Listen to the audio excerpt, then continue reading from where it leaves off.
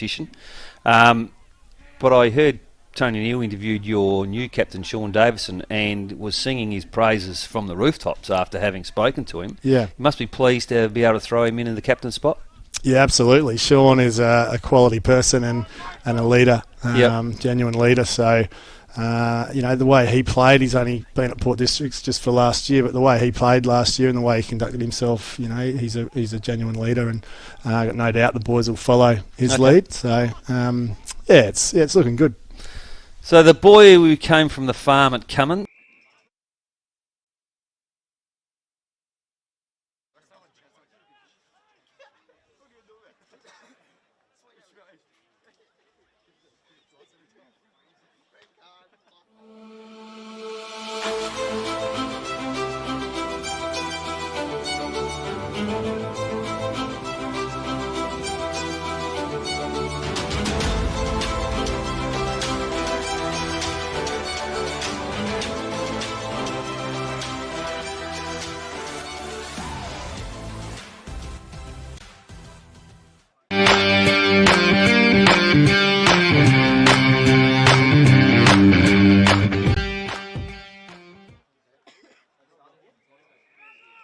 Good afternoon and welcome to Largs Reserve for the Round 7 Matchday Live between Port District and Rostrevor Old Collegians.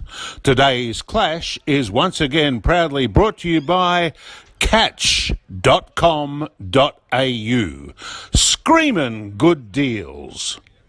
Filming Footy. Dartfish. And Sports Interactive. And now we welcome your expert commentary team, Phil Hurden, Sean Jackson and Tony Neal. Well, g'day footy fans. You're looking live at Largs Reserve and what's turned out to be a better day than expected. A fair bit of blue sky about. Here we are in the broadcast booth. Phil Hurden, Tony Neal, Sean Jackson. Welcome to a huge game in the Adelaide Footy League. Of course, thanks to Sports Interactive and Filming Footy. It is Port Districts in second spot, Rostrevor Old Collegians in sixth, but there's not much between them in terms of wins and percentage. We'll go around the team shortly. Ben Tippett, I always forget, on the boundary as well. Let's welcome our first caller. He's the voice of the Adelaide Footy League. He's been here since the crack of dawn, bringing the van to us all. Tony Neal, good afternoon, Tony. Good afternoon, Phil and Sean, and yes, fantastic. Once again, I say that every week. I know I've been out and had a bit of a walk around the cricket pitch area. It's firm, but it's still soft enough. If you get dumped on it, it's not going to be too bad today. But beautiful conditions. There's hardly a zephyr, is there, down to that right-hand side towards the playground as we're watching from home. And I say it every week, Sean, it's you look forward to Saturday. I was thinking about this morning since I was probably 3-4 years old with a plastic footy. Just love footy days, Saturdays, and that hasn't changed. You still get that whether you're coaching, playing, supporting, commentating, that excitement on a Saturday morning. I brought the van down. The juices are flowing. Oh, mate. Just salivating immensely, I was. What about if we could get some deep heat in the van? Oh, geez. Some liniment, That'd just do me, that would. That'd be it. I mean, there are some change rooms that are probably about this size. So. Yes. Yeah. I've got the shorts on today as well, the footy shorts and socks and the plastic boots, the Robberassies. Any truth in the rumour they're calling you Dave Benson now, running around with a caravan continually? Oh, no. Hey, DB. This is going to be a fantastic match-up of a game with a few out, which we'll cover in a moment, for one team and a few in for the other. I reckon it's just brought that balance up. This promises to be an absolute belter, as you said, and given there's so much riding on it. In a shortened season, every game's important, obviously, but percentage is also going to be a factor, and there's a 7-way fight on for 5 spots at the moment. 2 of those sides are going to miss out, and I could reasonably confidently say that the side loses today may well be one of those sides that misses out, Phil. Yeah, agree, 110%. Jacko joining us on the boundary. I was thinking we're going to test Ben today because it's going to be wet, it's going to be cold and rain. He brings the blue sky with him every week. Ben Tippett, how are you, mate? I'm well, thanks, Phil.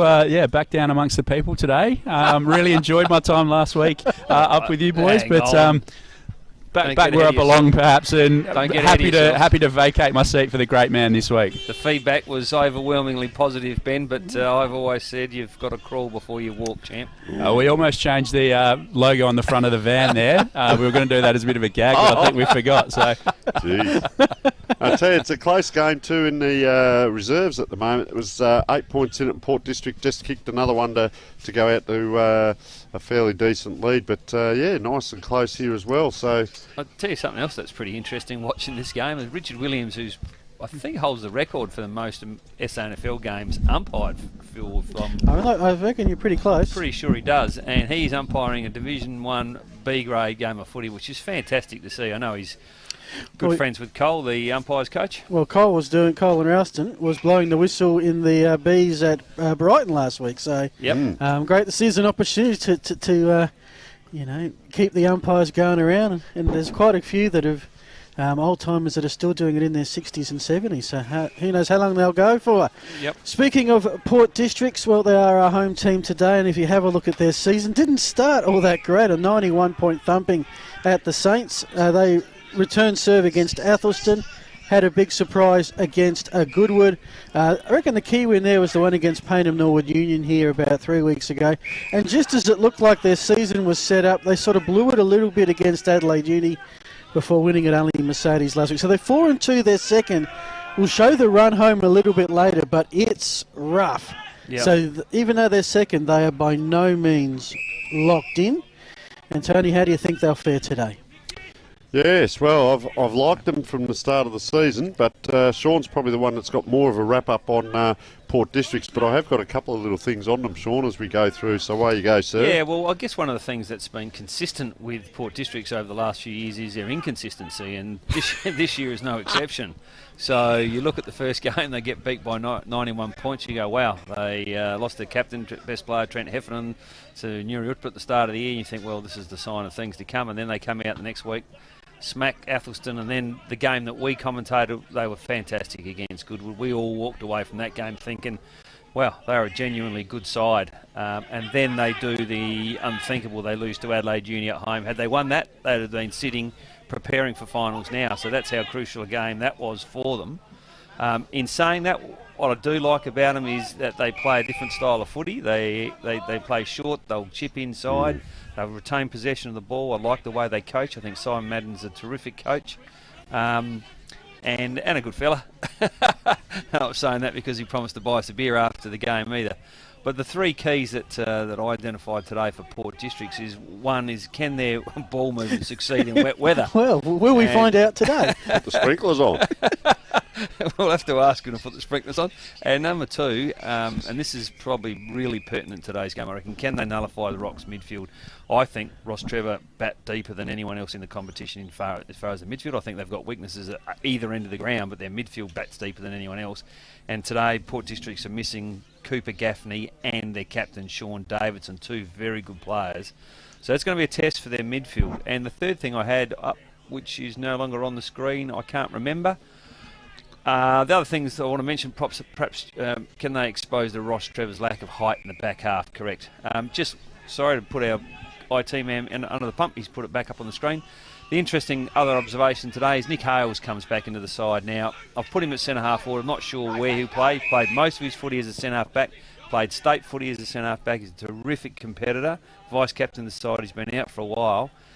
He comes in, thank God, for Port Districts, because I think they are the first Division 1 club this year to lose a player to suspension in Gavin Shepherd, the centre-half forward, copped 3 games during the week. So fortuitous timing for Nick Hales to come back. The strength is in their back half. The back six looks really good, but the midfield will be a test for them. And a couple of players, in fact, Nick Hales was their best on ground in the reserves last week, so hopefully he's primed and ready to go. And you've got a couple of players to watch. Yeah, so Jack Gaffney is one of the 3 Gaffney boys, probably played 60-odd games of league football at Woodville West Torrens, played really well the game we saw him play earlier in the year. And Tom Corcoran played last year for Port Magpies in the SANFL Grand Final, spent some time at Glenelg, and predominantly played most of his footy as a defender, but this year finds himself playing in the midfield. Thank you for that, Jacko. So that's the home team, Port District, of course, making their way up Port Road Rostrevor Old Collegians, and this is their season, and it was set up beautifully about 2 weeks ago. We saw them open the season with a win at Payneham. Lost to Prince Alfred, which at the time we thought was no great disgrace. Big win at home against St Peter's, but then 2 games you think they would have started favourites against the Goody Saints at Adelaide Uni. Interestingly, both those games without their spearhead Michael Code, although he is rumoured to be back today. And as we have the end of the reserves game very quickly, Port District's 9-6-60, Rostrevor 6-8-44. Tony, tell us all about Rostrevor Old Collegians. Well, it's interesting that 3 and 3, they're all within 3 to 5 goals. The wins and losses, apart from the 12-pointer, which was 2. So they've all been close. And, you look at three-quarter time and what's being said and how they're going about things and can they finish off. So it'd be interesting to go back through and see how many quarters they've actually won and where their positioning was in games, because we've traditionally seen Rostrevor over the last couple of years, they're very strong, and with, look, I'll say it straight up, if you look at their list, there's a couple in there that are now getting a little bit long in the tooth. We were discussing off air a few players, and yes, experience is a good thing, but they need to stand up now in the games and really rely on a few of their younger lads. Stefan Lanzoni is a first year player as well. So there are 3 keys to the game: defend and use the corridor. And the reason I've said that is because Port Districts were allowed to do that in the last game we saw. They put the ball in the middle. So if they wanted in the middle, for Rostrevor, put it back in the middle and play them back at their own game and beat them in their own territory. It's no good wishing around the outside. That's not going to win you these games or finals. The second one is compete man on man and the will to work to advantage and not be intimidated, because Port Districts are that traditionally big, solid, they tackle hard and so on. So you've got to be up for everything if you want to be playing finals. So, it's combat in there. And the third one, play to team and individual strengths and win the 50-50 contest, which goes hand in hand with the second one. But play to Rostrevor's plan, not to what Port Districts are doing. Play your own plan, be strong and stoic in how your plan is, and play to that. And know what your individual strengths are of certain players. Tim Baccanello, I know, is the reigning medalist and so on. So players like this, are they going to be nice and strong in the middle, Sean? I would say so. And one of the big things down here, match them physically, run and beat them mentally. So if we go into their team, we're looking at Code back in, I think, for this week. Also the coach, Will O'Malley's come back in the last couple of weeks he's been playing. So they're quite strong in around the ground. Lanzoni on half-forward flank. Nick Murphy, number 20, half-forward flank as well. So, and where they can get a start. We discussed their engine room. Very good engine room, but they need to get that start in the middle, don't they? And I think the first 5 or 10 minutes, when this game is on and the heat's on in the kitchen, who's going to stand up and maybe who's going to fold. My 2 players to watch. Today I've gone a little bit different. Number 2, Daniel McCallum, who we looked to see on a half-back flank, who was our best player the last time we played. So our inaugural winner of the beanie. That's it. And might have been wearing it around today. So he's the first one, just to see how he goes about it today. And the other one is number 12, Dylan Reinbrecht. Now, he's come back from a chunga. He's a very low centre of gravity, strong, holds himself over the ball. The reason I picked him is because of all the teams out there. Port District are one of those real tough physical teams. You'll see him at the bottom of the pack doing his hard work and so on. And I'll be honest, I haven't really seen him get going this year. And today might be that day where he just runs himself into a little bit more form, because they're going to need to do this now if they're going to be playing finals. And speaking with the coach, I think both teams, Sean, will be looking at this as a mini final. Would you suggest? Yeah, absolutely. I think one of the other vagaries, that's not the word I was looking for, but peculiarities will do, of this contest is the oval. So this is a very narrow oval. It's oval? Yep, it's oval, but it's a very narrow oval, which, if you look at, does that favour any side? One of the distinct advantages Rostrevor has is their size around the ball. So you mentioned Rybrecht, but then you've also got to throw in Nick Murphy, who was ex-South Adelaide Football Club captain, Baccanello, McCallum, O'Malley. They were all solid boys, and you look at the conversely for Port Districts, and they're lighter builds. So I would think they'd be looking to try and get the ball out out of that scrimmages as quickly as possible, Port Districts, and into space. It's almost like the Adelaide Oval, the way it used to be. That was very long north-south, but not too wide east-west. I like that. It's going to be interesting. We can talk about different points throughout the day, but it's a dry day. It's been wet all week. It's a dry day. It's a beautiful day for football. And a great deck. And and I think maybe speed may be a factor, and fatigue. Not that it's hot, but physical fatigue becomes mental fatigue as well. So really looking to see which team really has that speed. Just to, before we go to Ben with the weather up, just to show you why this is such a critical game, we're going to bring up the OTR Div 1 ladder that shows the logjam that we've got between Port District sitting on 4 and 2 and a Rostrevor sitting at 3 and 3. The trick is Payneham Norwood Union don't have a great record. They're 3 and 3, but look at their percentage. It's 60.85, which is almost as good as a win. Wow. And as Jacko summed it up beautifully, there's 7 teams. I'm already discounting Uni only and Athelston. Yep. There's 7 teams, 5 spots. We've only got 2 or 3 games to go. It's going to be tight to the last round. They counted the grand final in that for this year, have they? Carry over with their percentage. No, 60.85 because they have healthy. They have. I mean, when they beat Princes last week was by a big margin. Payneham Norwood Union, and so to have a look at that ladder, then have a look at the run home, especially Port Districts. After today, they host the league leaders Brighton Bombers, and then they have to go to Park 9 and play Prince Alfred. You don't want to be in a situation where you have to win one of those last 2 games to play finals. For Rocks, well, I mean, they're a win behind, so they've got to win today. You'd probably give them the one at Athelston. Then they travel to Brighton. Again, they don't want to be in the situation where they have to win that final game, because we still think probably Brighton and Prince Alfred are probably the top 2 sides. So that's the setup for the game. We've talked about the 2 teams. What about the ground conditions? Let's go boundary side to Ben Tippett. Thanks, Phil. Pretty good day for footy down here at the moment. As Tone said before, it's quite dry underfoot. If we have a look at the Elders weather app, 14.8 degrees, but it feels like 10.2, so it's a little bit of a chill in the air.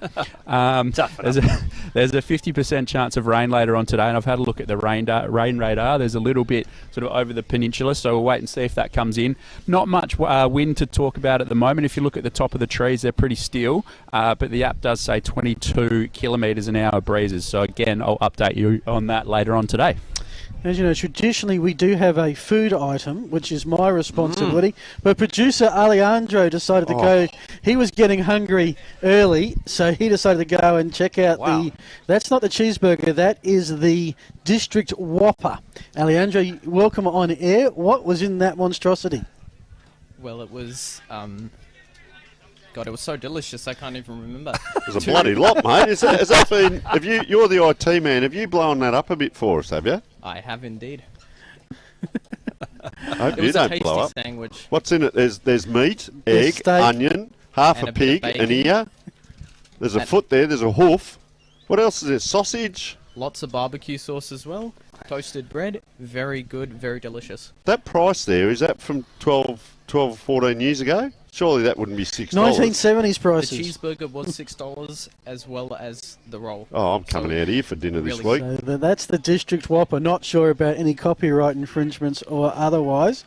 Alrighty, teams are just about ready to go. We should go around the panel and get our predictions and margins, please. We'll start with Ben.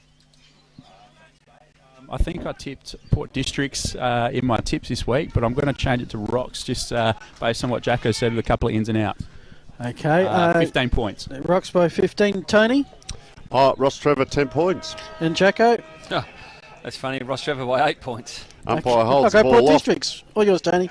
Sorry, Phil. We'll come back to that. Little player on the ground gets a quick handball. We knew there'd be this congestion early on. Can't sock it off the ground there. So players still bobbling around there with the ball. Port Districts have it held in. Geez, he's like a cow caught in a rodeo then, Sean. Oh, Timmy back in LA. Yeah, geez, he just couldn't get going. So little tap now. Port District first foray forward. Geez, there's some congestion. Now the second kick. Yeah, and what I like about it already, boys, is the contrast in the Guernseys makes it very easy to pick both sides, but This has come out of the Rostrevor backline with a beautiful kick over the top, looking for Stefan Lanzoni, the young kid. He isn't able to hold it in though. Port District's now gained control of the ball. But as Tony alluded to early on, there's going to be a lot of this early in the game. And one interesting point, boys, Dougie Gregg back here, number 9. Probably played about 30 or 40 games of A-grade footy. Here is the acting captain in the absence of Sean Davidson today. Phil, Rostrevor got the ball. They have got it. They're kicking it towards our broadcast camera position. Oh, it almost ended up. Did you get a touch there, Ben? Maybe not. Out of bounds. That's Murphy there. So Nick Murphy, look forward to seeing him. Of course, South Adelaide captain. Was coming from the country, Canova, I think, Canova Lior, whatever that is, in the just the other side of the border. And, gee, they left that open there, spotted, haven't they, for Gaffney? They have indeed. He comes to grab it now. He's wrapped up very well by Flynn Pisani. Umpire will come in and sort of the umpires today. Field umpires Tony Simons and Ben Williams. Boundary Tristan Rogers and Andrew Roberts. Waving the flags Steve Martin and Dominic Spano. Tony. So Port Districts have got a free kick right on true centre wing, and all the players were on one half of the ground in that last throw in. I reckon we're going to see a lot of that today. So nice left foot kick down, 3-on-1, and that's a nice mark. Carter, is it? Number 17, yep. Carter. Miller 27, Carter. Sorry. And, geez, a bullet pass in. Lucky not to do a knee there. Yeah. Great grab. Jack Cooper. That was almost a finger breaker, that one. Ben? Speaking of finger breakers, we've just seen Jamie Butterworth, number 29 for Rocks, come off in the hands of the trainers, looking like he's got a dislocated finger, so I'll keep you updated on that one if they can get it back in, boys. Any crying, Ben? No crying. Good to hear. So Jack Cooper, be 45 out when he kicks this, runs a little bit to the right. Just kicks in the man on the mark by the look of it. Rostrevor now will clear. Geez, he just automatically looks sideways there, Sean. Anthony McCarthy, it looks like he's got a bit of speed about him. He's been in good form from him. He's been the best player 3 out of the 6 games. But that is a turnover there. I'm not sure who has got the footy for Port Districts, but almost in gettable range, but he does the disciplined thing, looks for the lead at full forward from Carter, not able to control it, ball spills out of bounds. Boys, we watched Carter play against Goodwood Saints and he was good, wasn't he, all day, provided for a young kid. He looks like a real talent. He battled hard all day. Yeah. I think Tom McCormack's come into the ruck for Rostrevor there too. Yep, okay, that's a beautiful tap from Fraser Thorne, just opened up the goal face. Unfortunately, they weren't able to take it cleanly, but Port Districts look pretty sharp early, boys. They do. They're certainly doing all the attacking. Rocks are struggling to clear. Oh, there's another. Good bounce. Good bounce for Port Districts, I guess. Comes to Wiestra. Puts his teammate in all sorts of trouble. Ground level, it's Flynn Pisani working hard. It's got it to the back of the pack. Kick partly smothered. Ricochets back to Rocks. Somehow they're getting out of defence. It's going to come down the broadcast ring. That's a nice mark by Code. Open space for Murphy. It just has to sit. Will it sit? Yes, it does. He faces to an open goal. Districts are in pursuit, but to no avail.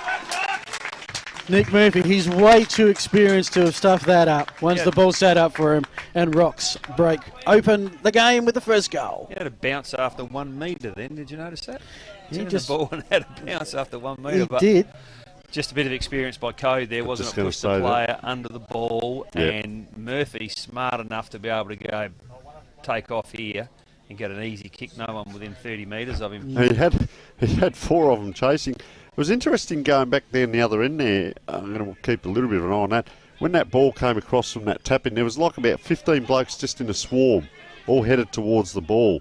So the big fella Thorne's going to maybe get on top here in the middle while the ruckman's down, but ironically it goes the opposite way. Will O'Malley in the middle. These players crashing in there. Lanzoni.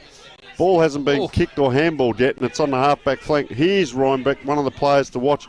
Player just pushed as he put that ball onto his foot. He virtually placed it there and then followed it, and that's gone out of bounds on the full. And there's a big crowd there, Sean. You're lucky to get through that crowd this morning, walking through there. We thought we might have had security. There's a great crowd along that fence there. Yes, there is indeed. And it's a difficult spot to see from our vantage position here, but that's a long, nice kick down the line. Searching for Cooper again, I think, but taken by Murphy Short, who's come off the interchange bench. Umpire says nothing doing. I'll bounce the ball. Experienced umpire in Tony. Been around for a long time. Miller Carter. So Fraser Thorne has got a bit of a size advantage, but not working to his liking at the moment against McCormack.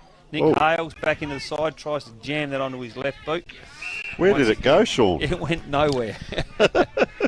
Just an update on Butterworth, boys. He's about to come back on. Looks like that finger's back in and strapped up quite heavily. Butterfingers. Popped in here. I don't like pulling him back in these days, trainers. That is a beautiful tap over the back, not taken. At this stage, Fraser Thorne has given us some beautiful ruck work around the ground, boys, but Port Districts haven't been able to take advantage of it. And that is a mark to Holland, which is an unusual thing. You don't often see him take too many in a one-on-one contest. It's not his strength. Neither is kicking, but he does find McCallum there. And he's looking either way, both ways. Not sure where to go. Goes long, looking for the man off the bench. The two ruckmen go at it. Stays alive for Rostrevor, but the ball now spills out of bounds. Well, often we complain, the ball, all the plays on the other side of it. We cannot complain today. It's almost too close. Being this long, narrow field, we're not sort of tucked too far back. We don't have many angles to work with here. But nice throw in. And they'll be right on top of the ruck. Give that one to Butterworth. He's going to get the ball back. Hand pass. Ooh, was that player taken high? Maybe not. And it's going to be a stoppage. If you just joined us, just the one scoring shot. Nick Murphy was only Rox's only inside 50, I'm sure. And Nick Murphy was all by himself. Bacanella with the clearance. Nicely picked up by Districts. They rebound back inside 50. We'd have to say where the ball's been most of today, but defence from the Rock standing up. Jonas's kick missed the target. There's a lot of black jumpers around. It's going to come right back at him. A quick forward 50, but nicely done, Sammy Jonas. He'll have a chance to settle Tony. And rebound for Rocks. And he comes out to our big man that's had the finger put back in. So I'll tell you what they are doing off the back line, the Rocks. They're going virtually sideways till they can get forward. So Bacanello, I just watched him off the pack there earlier too. He tends to get a lot of space on his own. That's a nice mark. Lockie Gregg it is. Yeah, that is. Comes inside. Geez, they kick direct to that hot spot. And a free kick again. I'll tell you what, Rostrevor have been under a bit of pressure here. This will be the fifth or sixth clearance that they've had to do. And is that Holland again, is it? No, it's not. It's Charles Jordan. Yeah, Jordan it is. So big wide kick out to the wing. They're going diagonally across the ground. Now they're trying to come inside. That's almost going to be off the boot on the full. It is. Unlucky Doug Gregg. Doug Gregg, yep. So inside Reinbrecht, not used. Down the flank they go. Just kicks to a hot spot. Code tries to push again. Beaten this time on the occasion. Port District under pressure down there. Bobbles out of bounds right in front of that light tower, the tennis courts. Got everything down here. So, umpire to throw it in. I'll tell you what, this is a great start. These first, 8 minutes in, there's some heat in this, and it looks like a Division 1 game. Thank goodness. There's not a lot of fumbling and so on. It's just good hard football. 3 men go up. You don't see that very often this time. Now the ruckman gets it out to the man that was on his own. Greg it is. Punched. Quick hands now. Can't quite get it up. Just as I talk about not fumbling. Bang. Down it goes. 7-2 inside 50 at this stage in favour of Port District. So they've had a lot of ball on the front end of their ground and haven't been able to capitalise. They do look a little bit jumpy to me. Where they've and that is a beautiful passage play. Ends up with Nick Hales, who looks like he's gone back, but he will be needed up forward today with their lack of height. Although he does swing and looks like he is swinging forward as we speak. Is that a outer wing Portaloo out there? It looks like it, doesn't it? Yeah. Wow, you've got good eyes, yeah. So the pace. Helps when it's on the TV camera. Really happy with the pace of the game, boys. At this stage, it is rocketing both. Every time either side gets it. Fraser Thorne's been particularly damaging around the ground, but this is Gaffney now on the left foot, looking for a forward to take. Please get on the end of it. He's saying there's someone up there who's got to take a catch, but the young bloke that leads not so much the young one, James Batty leads the goal kicking with 20, an average of 3.5 a game, boys. The question mark, however, is sometimes against the better sides. Be interesting to see whether he can get a few today. They'll need him if they're going to win. They will need him to get a couple. He's the leading goal kicker. Indeed. He gives them a target, which, they haven't. He's done very well to get it, but he's had to do what full forwards aren't used to, and that's hand pass it to a teammate. struggled with that and is caught holding the ball. So this is 8th inside 50, and besides the set shot that fell way short, Port Districts actually haven't had actually scored anything. Trying to put it forward behind. Comes now to James Jordan. He's holding the ball. Good tackling, boys. That's hot, isn't it, the Yeah, tackling? Yes. Yeah. Yep. And Lockie Gregg with the hard tackle. So I want to see if Districts now with the ball would structure something going inside forward 50 and off hands out of bounds, and it will be a free kick. So yeah, plenty of possession, plenty of inside 50s, but not to advantage at the moment, Tony. Matthew Wheat, their number 10's run in from a long way back to take that ruck tap. I don't think he was expecting that, because I was just watching how many players have actually come in around that ball, and there's a ball up. Now, found my cult player for the day, Luke McInerney, number 8 for Port District, just to the left. Peroxide blonde hair. Anyway, the top. Once again, a lot of players around that. Rostrevor can't clear correctly there. Geez, I tell you what, it's opening up for players who are willing, heading over the ball and go and get it, because she's a belter there. So players just, number 3 there, Daniel Percent, he's to the back of the pack on his own. There's 2 of them now. Second game for Daniel, my ex-terrific kid. There you go. There's a bit of trivia for us. Yeah. Anyway, Batty it is. I'm not real sure. He's not top. Can't take it. Another umpire will throw it in. Three's over there as well. We are down at Port District, so anything there. No. In a nice way. So look at that big crowd on the hill there. Yeah, So and everyone's bought a chair, in. which is great to see. I tell you what, that was there too, over this end. Just again, off the ground. Yeah, beaten to the ball there, Rostrevor on. Down back there. They've been really good, very impressive down back as we throw to Ben. Yeah, both teams, with the ball stuck over that side, we've had 4 players.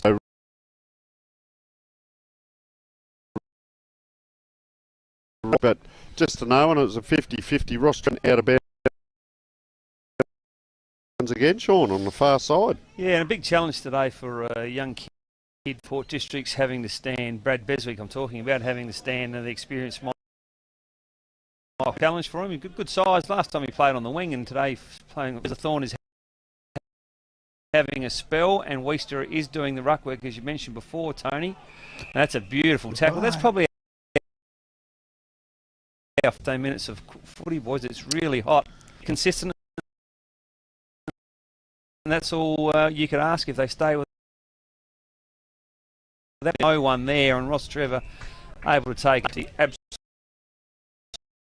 absolute irrits, and they switch the play. McCallum's got it.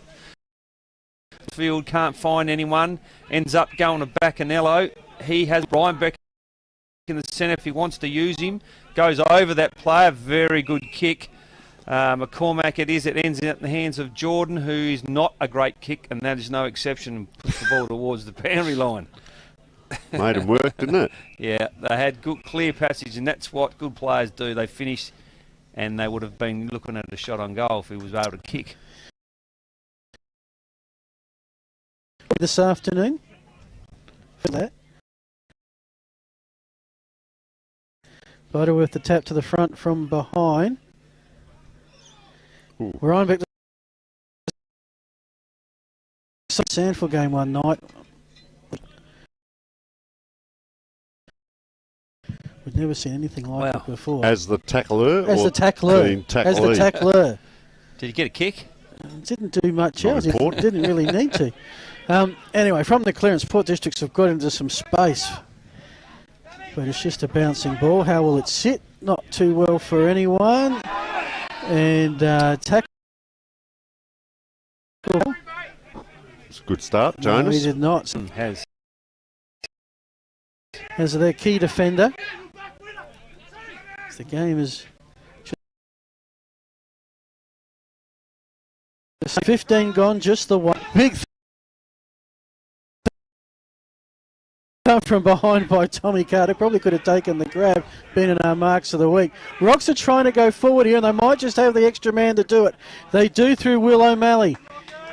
Got a mark inside 50. This is James Jordan, who thought about it, thought about the pass off and said, no, I'm inside 50. I'm going to take the shot. 5 goals from his 6 games thus far this season with the shot into the pocket.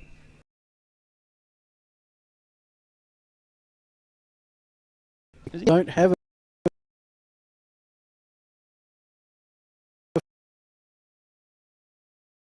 football league this year. One of many. So all scoring has gone to Rocks. A rare inside 50, and here's the shot at goal.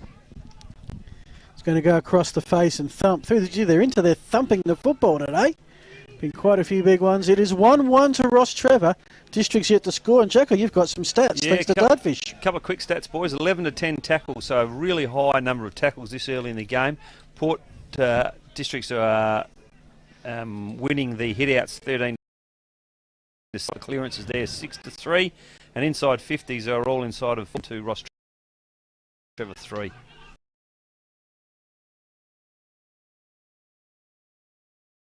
But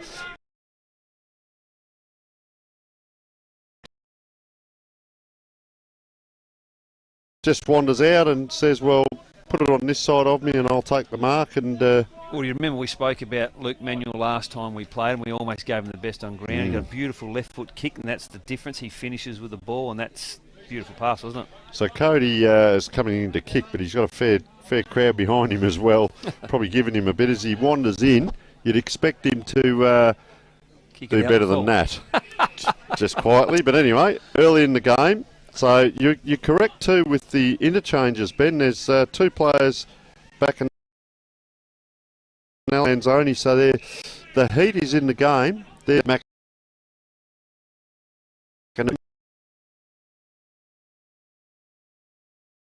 one towards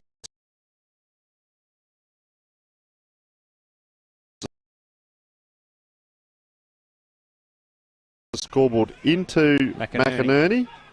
Little handball, little chip kick and turnover, and that's visual pressure. Left foot kick now. The coach, you've got a game next week there, lad. So now on the left foot, that's gone a little bit wide, and they probably just could have delivered that a little bit better into the forward line there, Sean. Could have gone on the right foot back in LA there. He was elected to go on the left foot and didn't hit the target, and that's the difference, wasn't it? Luke Manuel went on the left foot 5 minutes ago and hit him straight on the chest. So, as we keep saying, boys, the guys who can kick in this competition stand out, and Manuel's certainly one of them. Ball gets thrown in. Fraser Thorne's been good around the ground. The centre bounce.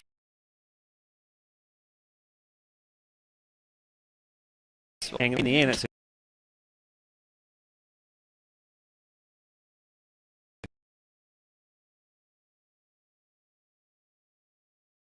great choice, although that's not going to be a mark of the year contender. No, Ben Gould drops a sitter. They're mucking around with it a little bit here, Port Districts. Lowered the eyes there. I like the look of that, and that has gone to our leading goal kicker in the competition, Jack Batty, and he'll be lining up for his 21st, but more importantly, his first for the day. Do you reckon that's his bread and butter? Oh, no. But do you think that's his bread and butter there? That's the kind of kick that he's going to win the 50-50s, isn't it? He's not the big high pack mark or anything, and he's got to go early to get that lead going, doesn't he? Yeah, I think he's got genuine speed. Well. Yeah. He really got excited when and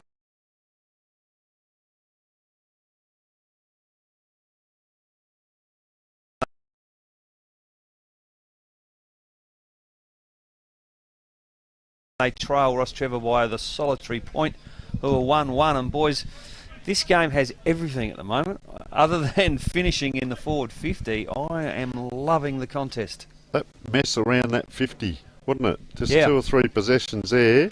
We've seen it from both teams, but Port District got it through. Well, what they looked like, I think it was Gaffney that kicked the ball into Batty then, but what it looked like was a deliberate thing to lower the eyes, because they had been just blazing a little bit into the forward 50, and Rostrevor been able to intercept, marked it. But, Phil? Adelaide Brighton Cement Tower in the background. You're on the Lefevre Peninsula Largs Reserve. ODI Division 1 game.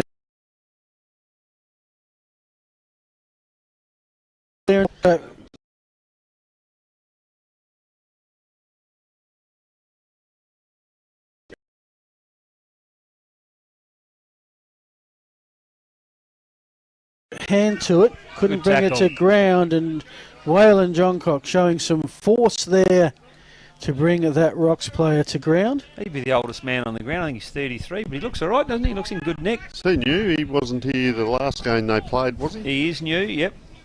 Just strolled out of the York Peninsula into the town. So from the ruck tap,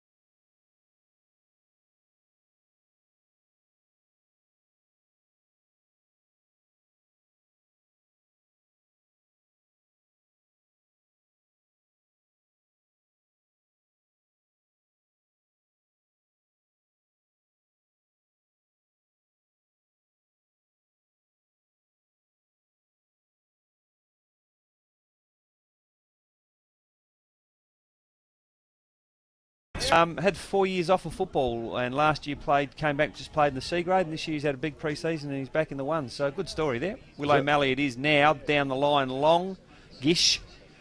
Only goes as far as Nick Hales, and he does what he does so well. He punches the ball, and that's why he's been such a terrific player at centre-back for a long period of time. They love having him back in the team. about 23-minute mark of the first quarter. It is a 1-point lead to Rocks, 1-1 to 1 straight. Tap down by, or work there by Lanzoni. The Rocks are working their way through with some quick hands, although that one to Pisani was forced to hand pass, tried to find Tregoeth, it spills out of bounds. Just no room, space, width-wise at this oval. Was almost one too many there, I thought, but that's the first time we've seen a pattern of link-ups there from Rocks. We've seen it from Port District, but not Rocks.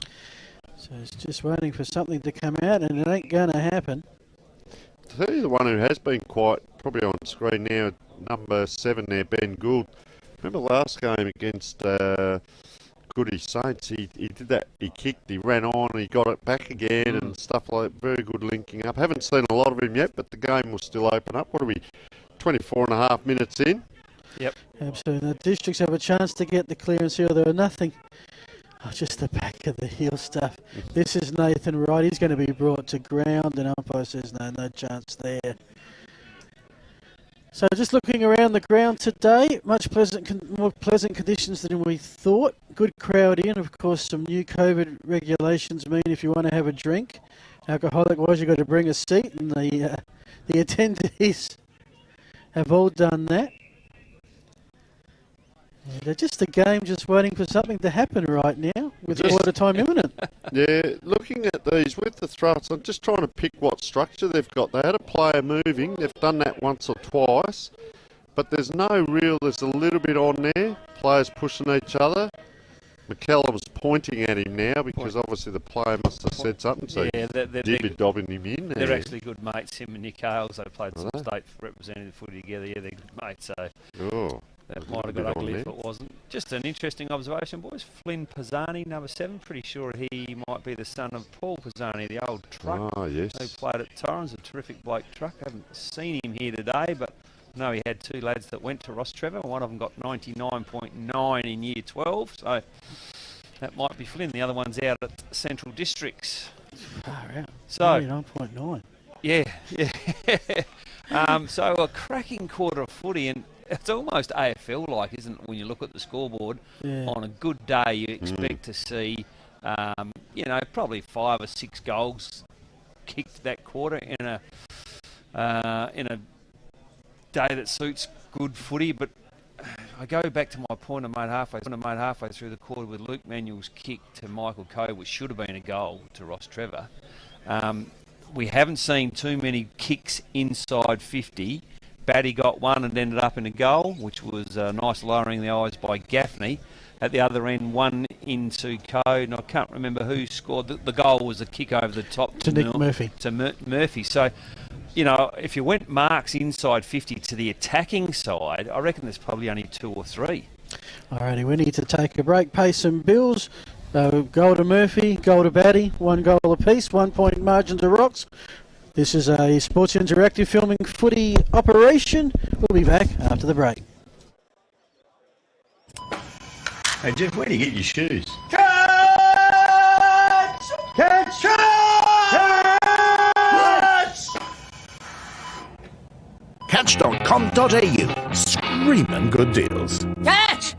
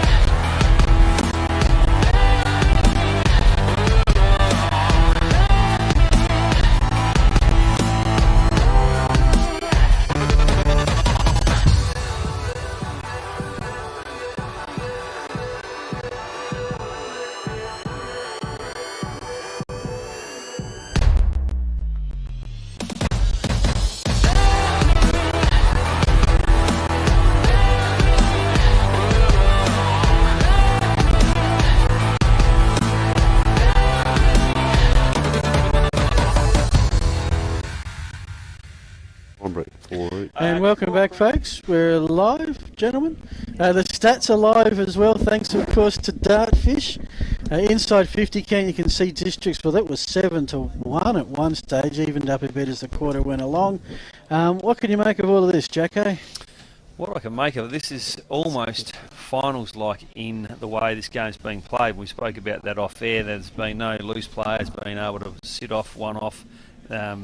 Both sides hitting in extremely well at the ball.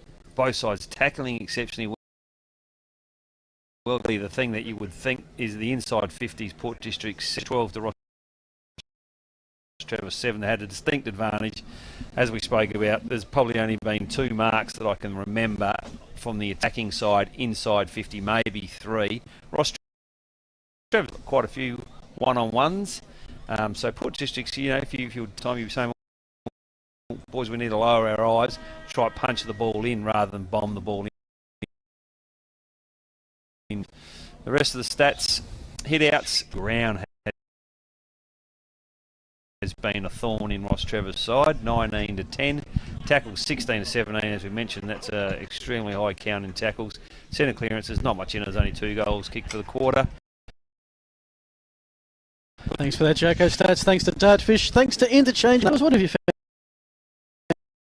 found out for a spin? Yeah, thanks, Phil. Will O'Malley was pretty happy. He said it's a great start. They know that Port Districts are going to come hard. Over at Port Districts, Simon Madden basically said, we talked about it, I know Jacko was talking about it before on air, in front of the forwards. Hard on their transition running. Throughout the season when he's not filling in commentating. Coaching. And guys, kick to the forwards going forward. Is what he was saying. We're set to go second quarter action, and you're with Tony Neal. Paul Loft, and these ruckmen are keen. Rocks get on to that. I see a ruck lowering the eyes. That's a ball.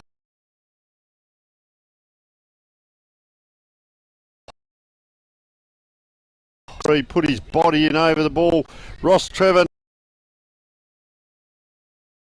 now right out in front of those supporters. Keep your eye on that. There it comes. Now let's just have a look at the umpire. He'll step in, he'll step back. This one of my things. Is he good throwing? Yes, he is. Nice big throwing too. Goes to the back.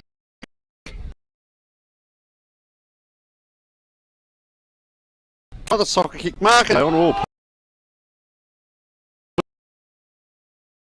Puts an elbow up.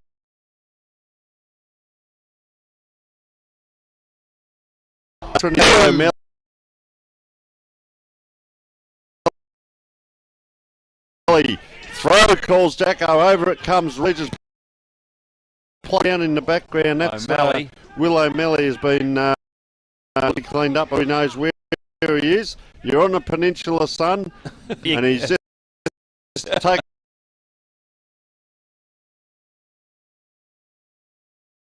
Other than the one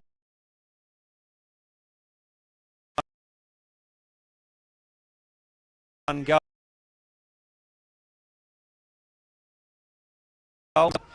Gets it road. Wasn't able to get an umpire. Looked like, pretty sure it was touched by Bez.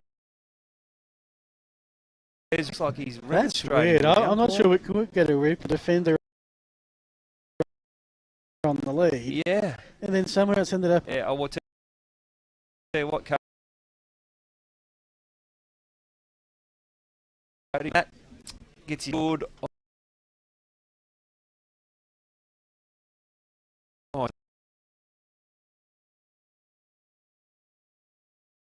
Behind.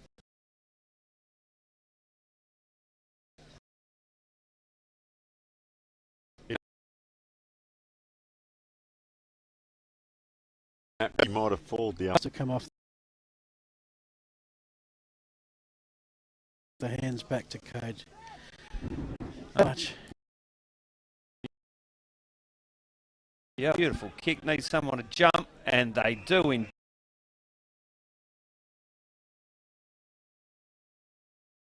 On the pine today, and he's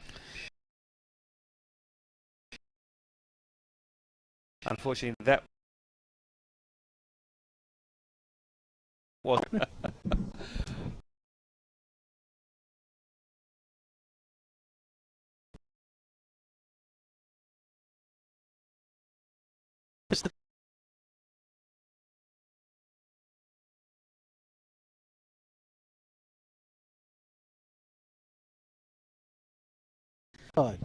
we are. Now we've got our compass sorted.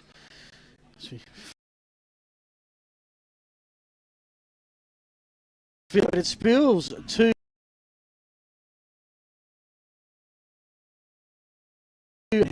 Mother out of of bounds at one of the tennis clubs.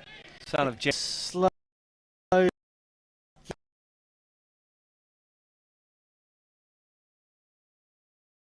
Please.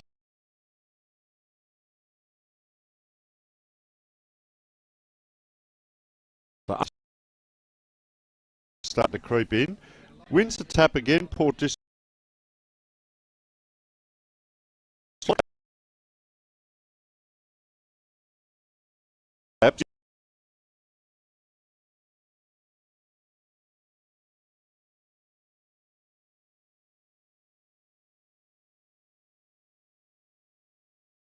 Master.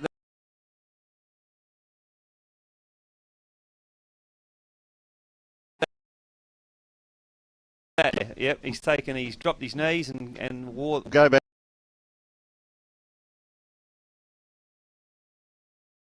About wheelbarrows. A bloke went past with one. He had two of these that big.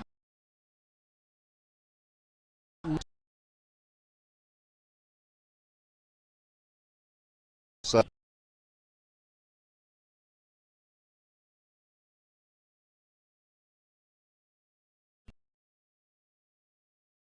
that doesn't really make sense.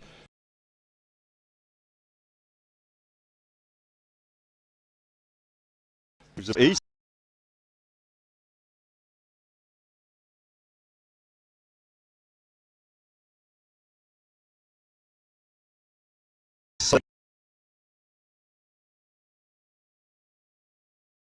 Just to other.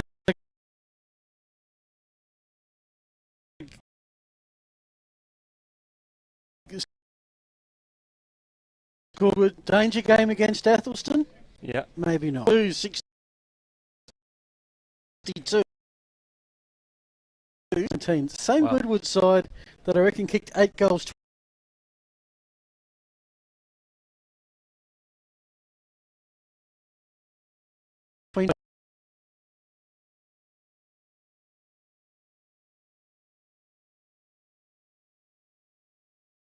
No, ball goes up clear.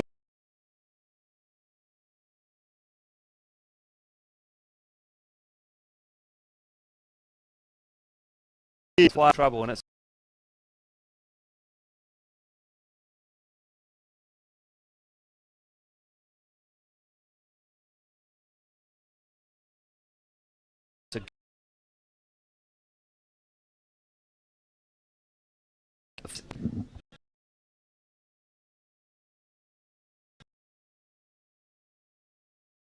needs to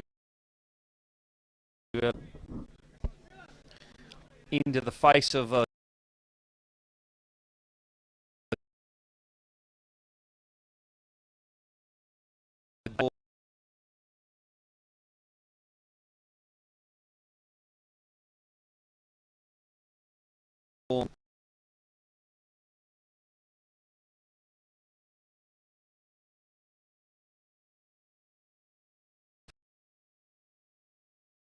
gutsy kick from full back and it's gone straight ashore.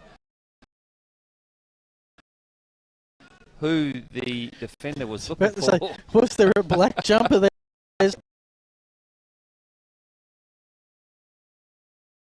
Block Chaffley.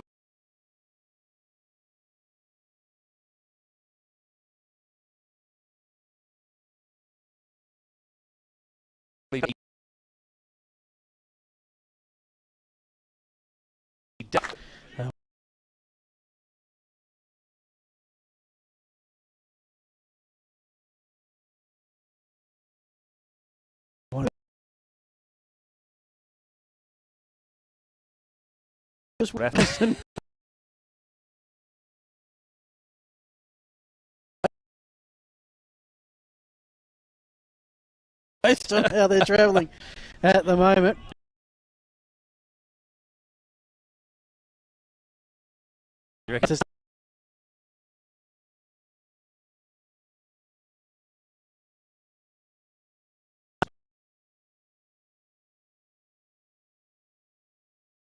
Now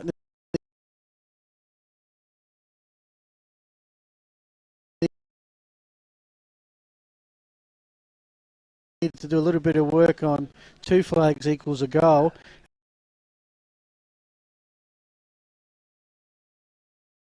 And he's it forward. So Matt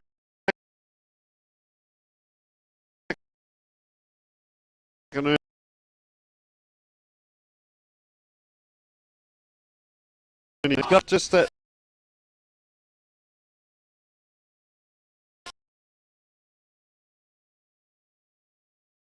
Little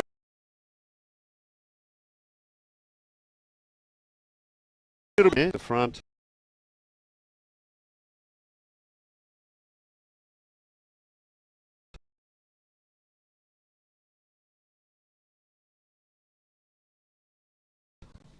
Side to side.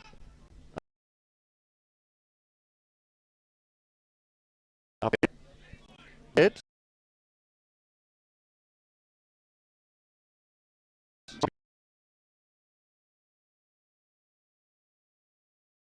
No hope.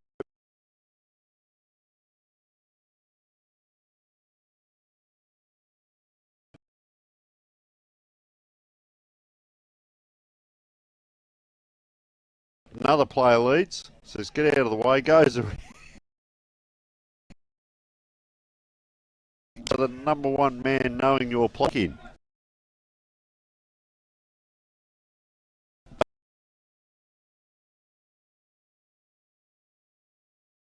Out of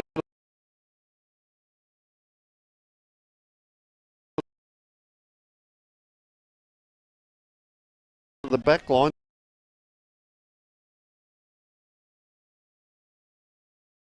Yeah.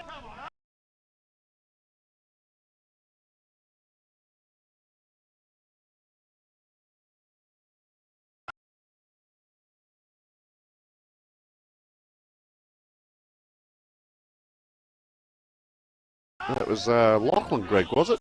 Yes, it was indeed. Lanzoni was the one to tackle it. He's built like a proverbial for a kid straight out of school footy. Everyone appealed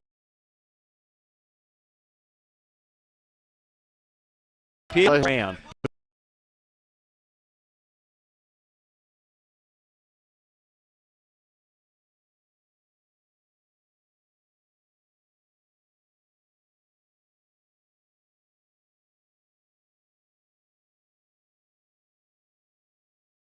When he can get in a wrestle and he's hitting it forward. So he's not hitting on the check, he's hitting it forward. They just need to get a bit more value. Watch the hit. He'll hit it over the back of his head. There it is.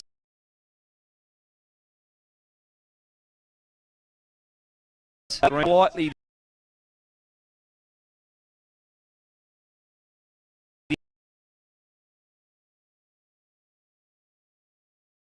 different.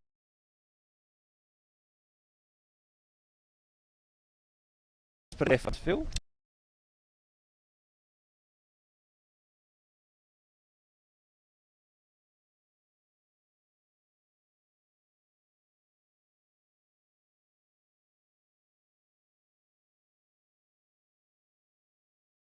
Lemon and a half west pocket. Keep going that direction. Lugs Hotel.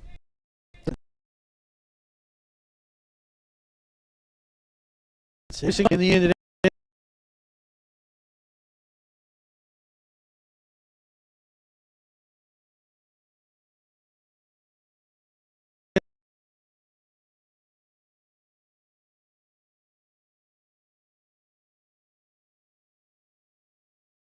ends up with Doug Gregg. He's going to find the open man in the centre. It feels like the centre because there's sort of a cricket pitch there, but it's a bit off alignment. Gee, he went a fair way.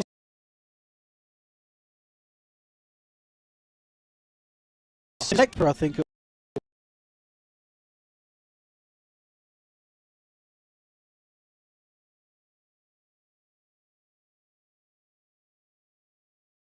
was.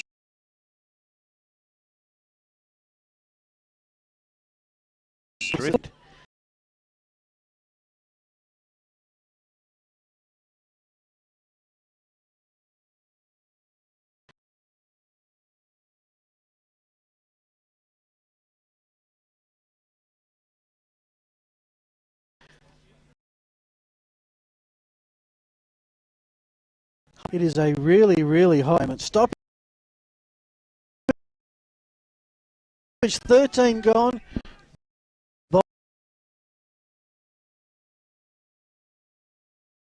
Let's see what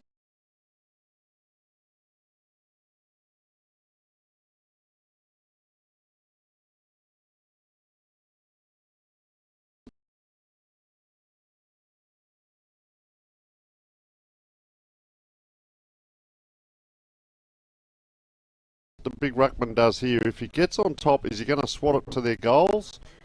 Doesn't quite throw it in far enough for the umpire. He's been in and out a little bit. There.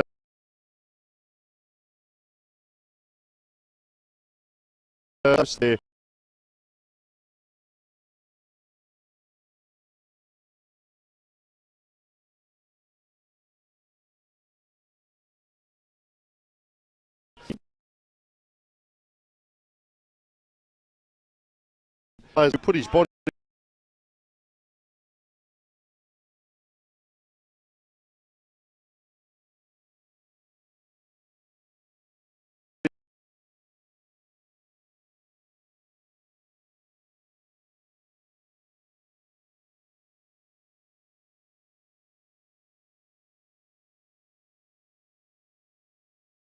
Throw-in. People often ask me what the difference is between these players at this level and being able to play the next level, the guys that look fit in that. And to me, the one glaring weakness is in kicking.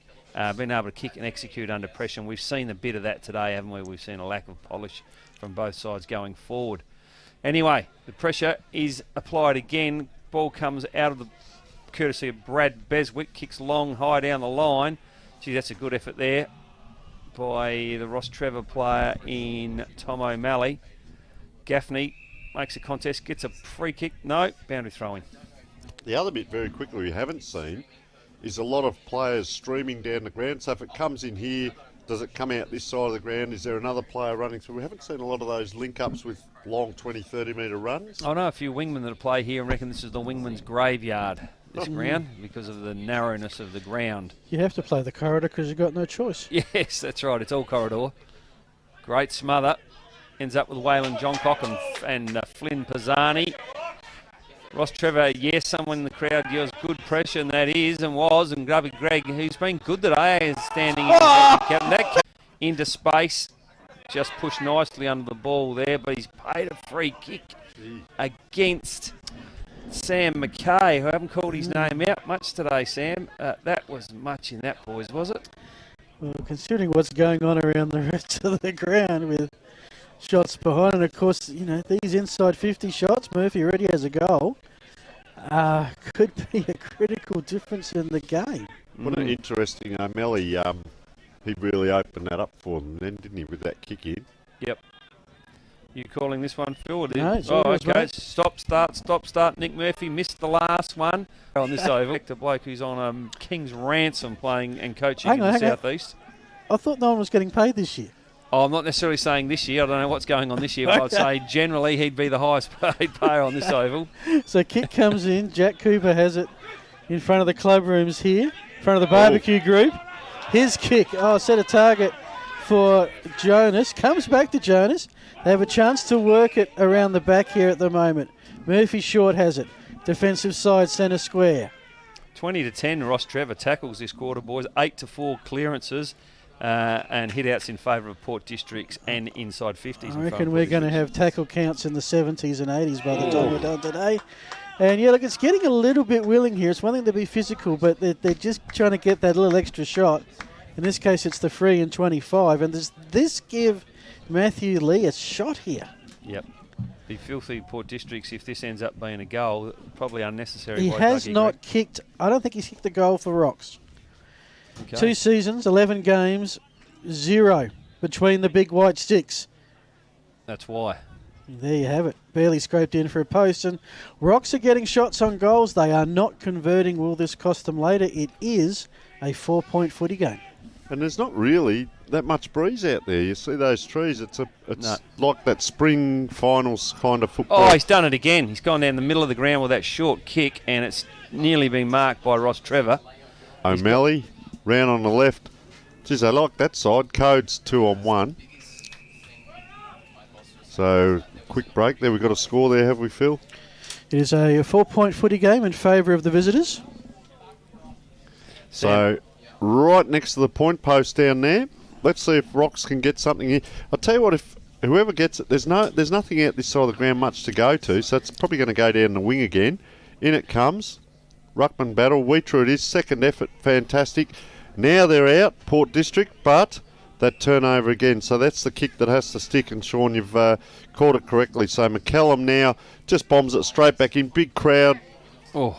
Taking the ground. He just couldn't get that bobble back. Great snap around, and umpires having a good look at it. And unfortunately, Patrick Dawson. I also noticed a player run on earlier.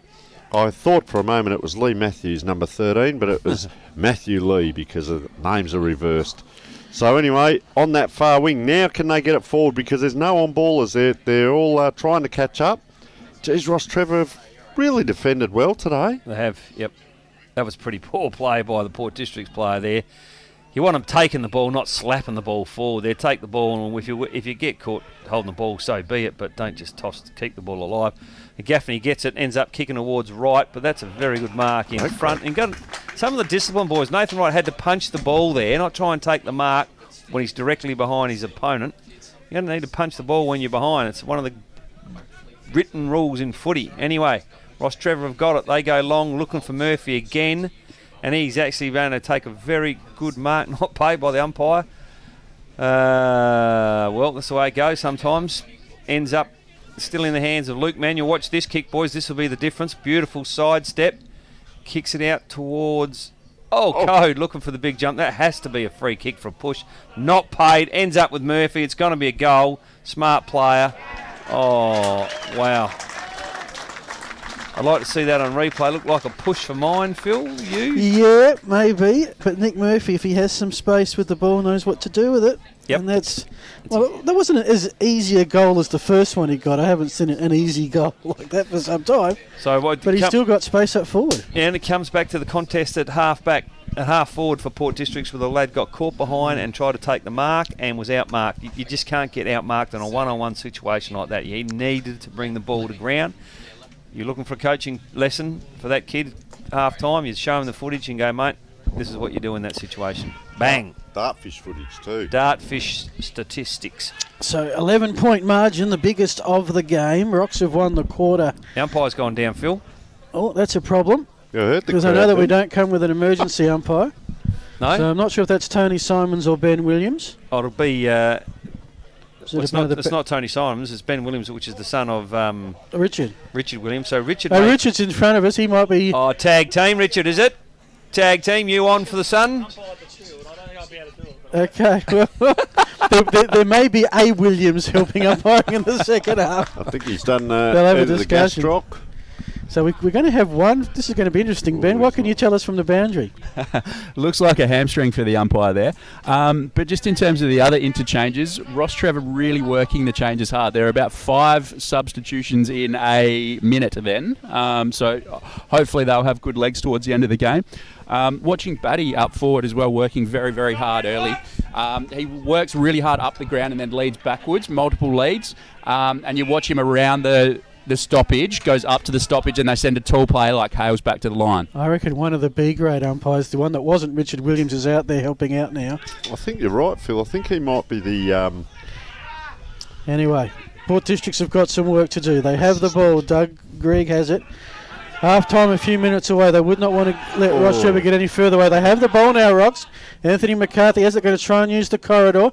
Pass Beccanello. Mop-up man now for Port Districts. This is... Passanidi, thank you. I should have practiced that during the week, shouldn't I? As it came to Miller Carter. His hand pass back. Great tackle from behind by the Keith Sims medalist, Beccanello. It'll be a stoppage in front of the scoreboard that shows... Last 4 inside 50s to Rostrevor, boys. And just also starting to get on top. Shows an 11-point lead to Rostrevor. Tony. Yeah, so Wheater it is. He took a pretty decent knock here in that last making contest, but he's up and about, lively through there. Will O'Malley's having a pretty good game. He's quite stoic back there in defence, but these kicks here have to stick. Murphy as well, he's getting on top, and that's a great lead out. Player just watch that ball into his hands. Tom McCormack, I reckon that is. Puts a player in trouble there, puts himself in trouble. They've got numbers here, Port District, but it's just a panic kick into the middle. The bounce is going to probably beat them here, and taken, big clash there. I think, Sean, you hit the nail on the head with some of these kicking skills. This is what a game like this will do when players have actually got more time than what they think they have, and they still rush it. So, ball going Port District's way.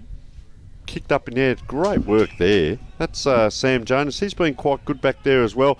Here's where they come undone. Just this long high kick. So turned over. Quick hands. Oh, had to get rid of that quickly. Code was coming. Now they're outside 50. This is where you can set it up and say, okay, what are we going to do here? They go to... Batty. Not quite able to get it was Batty. He's taken them on. He's run around. There won't be a handball coming out here. Oh, no. He's missed a sitter. There'll be the flying dive, and he's trying to fix the boot up. He's tried to do it all on his own there, young Batty. So you've got to try and do these things sometimes. So Will O'Malley it is now, the coach kicking it in. That's a great kick. Now, can we see the second ball stick? Gives it back to O'Malley, ran into trouble. Why would you run there? Pretty much ran into the tackler. And Port District now through Nathan Wright. And he needs to kick this, Nathan, because his last 5 minutes have been pretty ordinary. I know he has spent a lot of time not playing the game over the last few years, but if I was the coach, I'd be looking at that matchup and saying Jonas has been stitching him up the last few times the ball's gone in. So he's redeemed himself with a good tackle. He needs to kick this goal to earn his spot in the side. For me, looks balanced over the ball, but that is a pretty poor kick indeed. Jacko's curve. I'm going to stop saying they look balanced over the ball. We'll talk about the kick-ins, guys. There's a distinct difference in the kick-ins from both sides. We'll talk about that at half-time. But Rostrevor able to find someone just about every time. This is a longer kick this time from O'Malley. Goes towards Jordan. He lets the ball go straight through his hands at Charles Jordan, which was an absolute shocker. And the ball ends up out of bounds. We'll have a throw in on the half-forward line for Port Districts. Really need to capitalise and get a goal here, Port Districts. Weistra and the great tackle by Bacanello on Corcoran, looking for holding the ball. Ball still alive. Tom O'Malley gets it. There's a fair bit of pressure. No time in there. Quick kick forward, and once again Jonas takes a mark. He's having an absolute day out back there, isn't he, boys? Yeah, if I was giving our beanies at game end, I reckon Jonas might be... What, on half, Phil? Well, no, I said if I was giving out of... Sorry, I'll start again. If I was giving out beanies right now, Jonas would be right up there. Right. But I'm not giving them out now. And it is only half-time. McCallum. And it is indeed half-time. It wasn't pretty. It was pretty rough and tough. But Rostrevor have won the quarter. They had a 1-point lead at the first break. They have kicked 2 goals, 5. Port Districts have kicked 1 goal, 3. And what was a 1-point lead is now 9 points. As we might take a break to get our stats and our scores around the ground. Coming up, thanks to Business Plaza, the half-time show. And plenty to dissect from a very rough first half of football. Thanks to Sports Interactive and Filming Footy, this is Match Day Live. One of our great supporters here in the Adelaide Footy League this year is Business Plaza. They do great work helping clubs raise much needed funds. One of those is the Goody Saints. Let's hear from Craig Scott. The Goody Saints are going to partner with Business Plaza because of their track record, and also they're a major sponsor of the Adelaide Footy League, and they've brought in big companies like Vodafone and Catch Group. We feel we can better engage with our members and our players through the app, and I encourage you to get on board and become a member of Business Plaza. Where did you get that bag?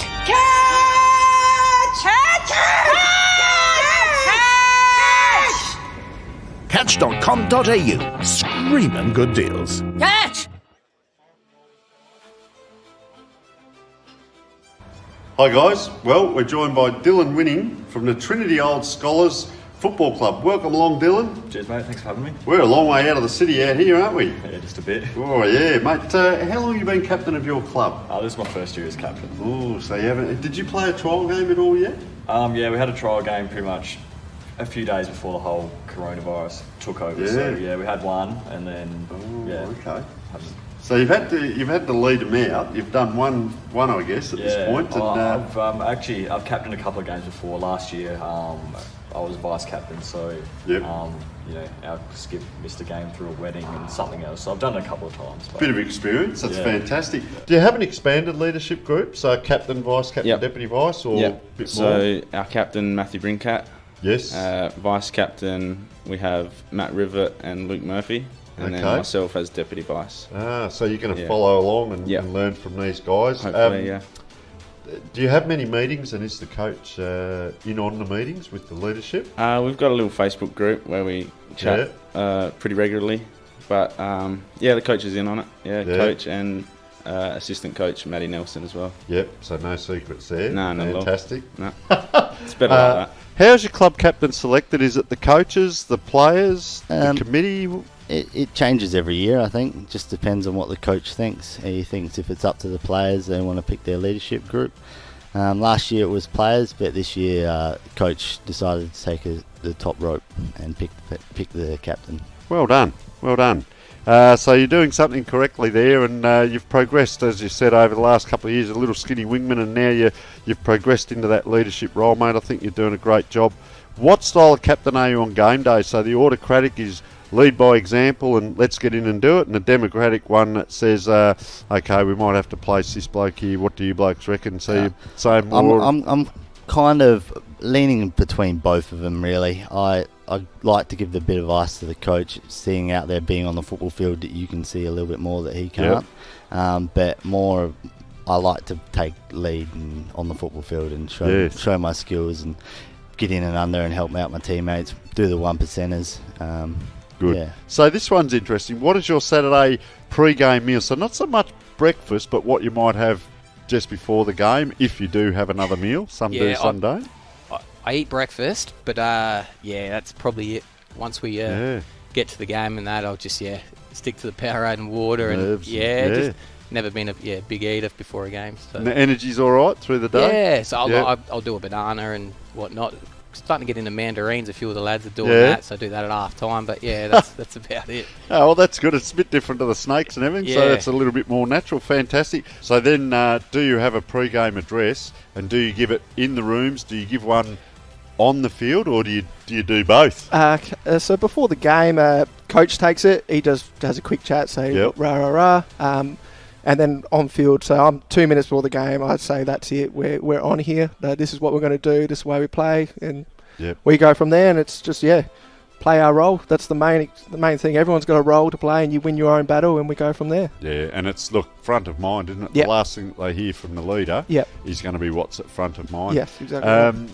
Very good. So, Steve, what position do you play? I'm a midfielder. All right, and how does that affect your communication skills on field with the rest of the team? I think, obviously he's going to help because, you're in the thick of the action, you're always around the footy. So, at least we've got a few leaders forward and back so they can dictate when, you're in the middle of it as well. But because you're around the ball, it sort of helps, I think. You like shuffling up forward? I go up forward. The boys love it. Yeah, I definitely not a defender, that's for sure. We had a game where I got on to 9 goals and I got dragged off the field and I wasn't very happy, so I got back on and tried to kick the 10th for the day, and I got there in the end. Wow. I got 10 in the end for the day. Fantastic. So that was pretty good. Jeez. Most intriguing game day superstition from a teammate? Look, there's not many huge ones, but it has to be a few, and they're generally the full forwards, the blokes that don't do much running. They need to be 10, 15 minutes. They need to be all strapped up at massages before the game. They just...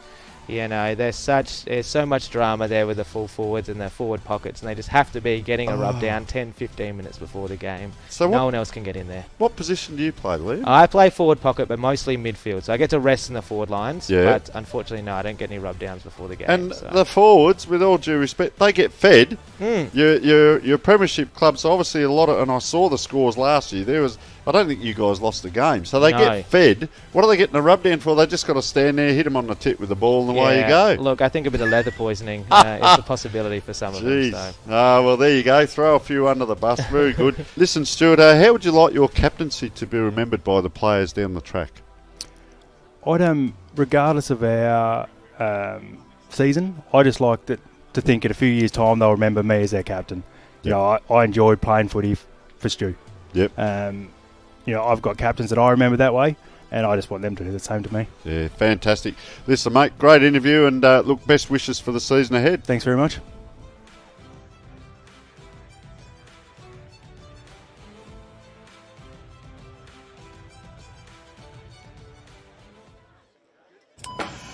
Hey, Jeff, where do you get your shoes? Catch!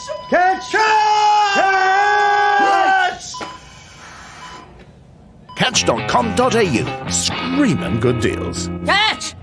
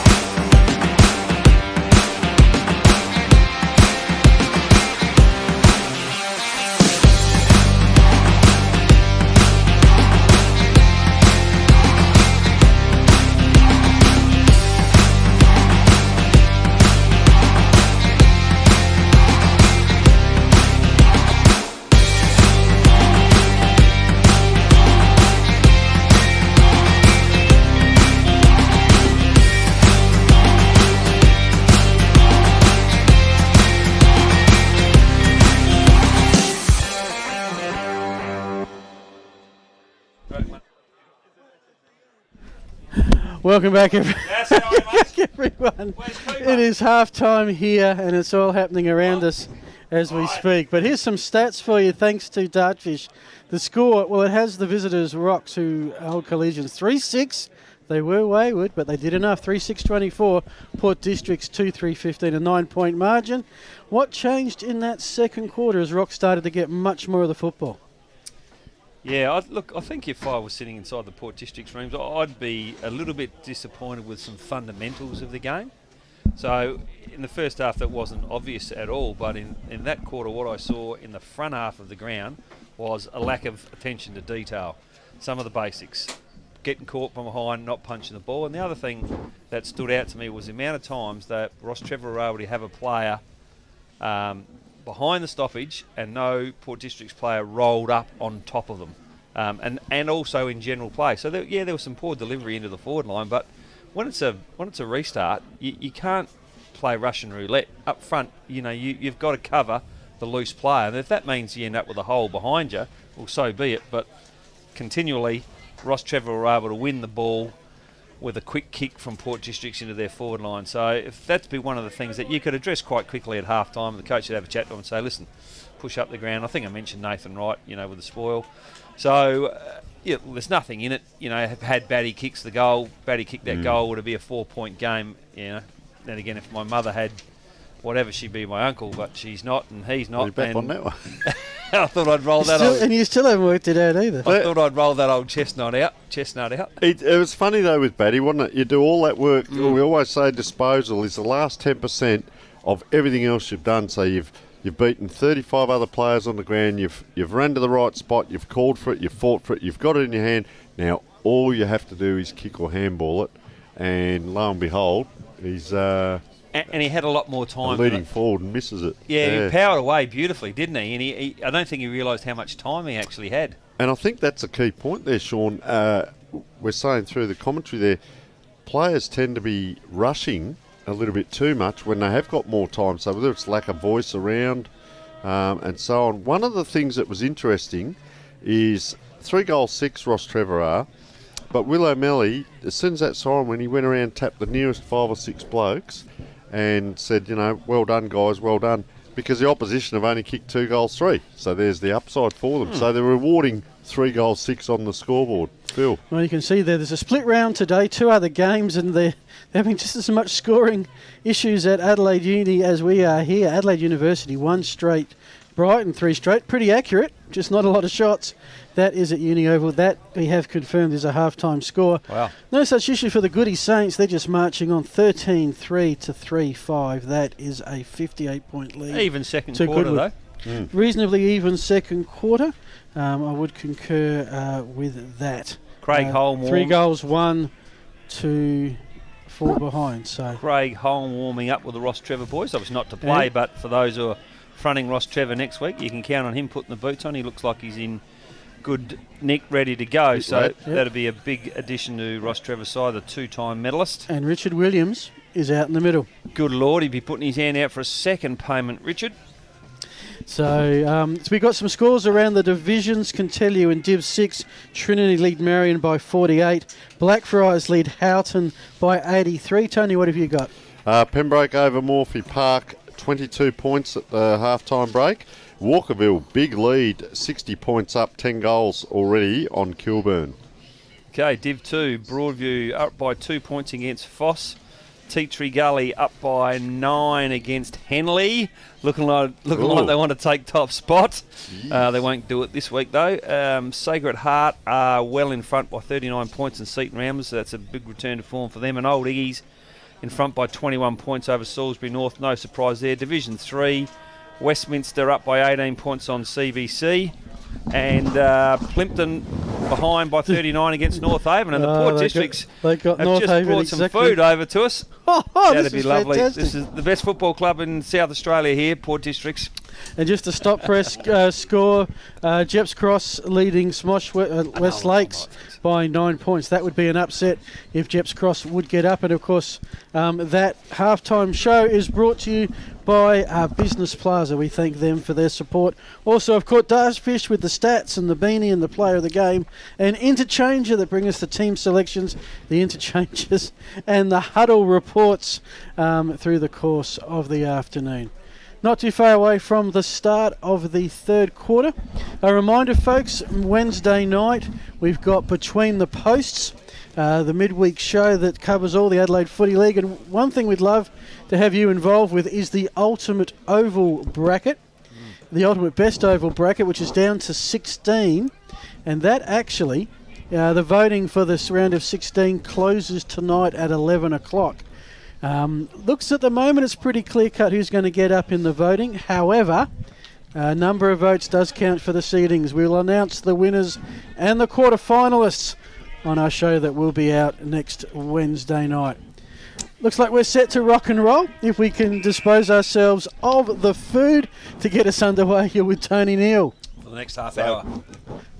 Take your time, Tony. There's going to be a second ball up, so I'll just get my microphone in place. Up it goes now. Oh, Rostrevor, big swat out. I've really been impressed with this lad, Luke McInerney. Not so much on the kick that time. It is. He's a burst-through type of player. So ball right over in front of the St. Meats, one of the leading sponsors over there for Port Districts. And umpire about to throw it in on that far side. Has a look. Steps in. Players in position. Ruckman are ready. Oh, just a little bit to the left, that one. Actually, Port District tried to hit it opposite to the way that was coming in. So it's just on the 50. O'Malley's had a good game. Pisani back to O'Malley inside now. This is some good run from McCallum off half back. Big kick, Code in good position. Up he goes and takes the mark. Sean, I guess I'll take it from here, but what have you got, mate? A tip there on the chicken wings or a tip on the kick? Well, what I've got a tip is that Brad Beswick's not a great matchup on Michael Code for mine. Yeah. He looks like he's threatening every time the ball goes there in a one-on-one contest, and I wonder if this continues to be the case, whether they rob Peter to pay Paul and bring Nick Hales to fullback, who could certainly do the job. So Peter, Paul and Mick. So Mick comes in. Oh, he's speared at it, and just across the face of goal. And a kick-in. So let's have a look at these kick-ins. As you alluded to before, Sean, Port District's a little bit short. Another left-footed kick-in. And that's a great kick. We haven't seen much of this lad today, Ben Gould, who was so impressive the first time around. Very light young player on the wing. Just looks down, just places the ball on his foot, gives it too much air. Gave Rostrevor a chance. Around they come now. Pisani, he's had a bit of it now this second half. Over the top, Code, very smart. Puts a player out on his own. Races into goal. And we see another point. 2 points in the first 2 minutes of the quarter. Yes, looks like there's been a change in kicker inner too. We've gone to Lockie Gregg. Sam McKay's been torched after his 2 poor efforts in the first half. McInerney plays on. Gregg plays on, looks towards the boundary line, and Nick Hales casually throws it back to the boundary umpire, and not able to affect a nice, clean passage of play. Port Districts from that kick in, and probably been a difference between the two sides. Rostrevor have been able to do that pretty well today. Fraser Thorne, as he has all day, hits the ball with the left hand forward. Still not able to get anyone underneath it. Luke McInerney, probably been as good as anyone for Port Districts, particularly with his long kicking. Goes to Tommy Corcoran. He marks it, plays on. Not sure. Oh, the umpire's paid a free for shepherding off the ball against young Passanidi in his second game.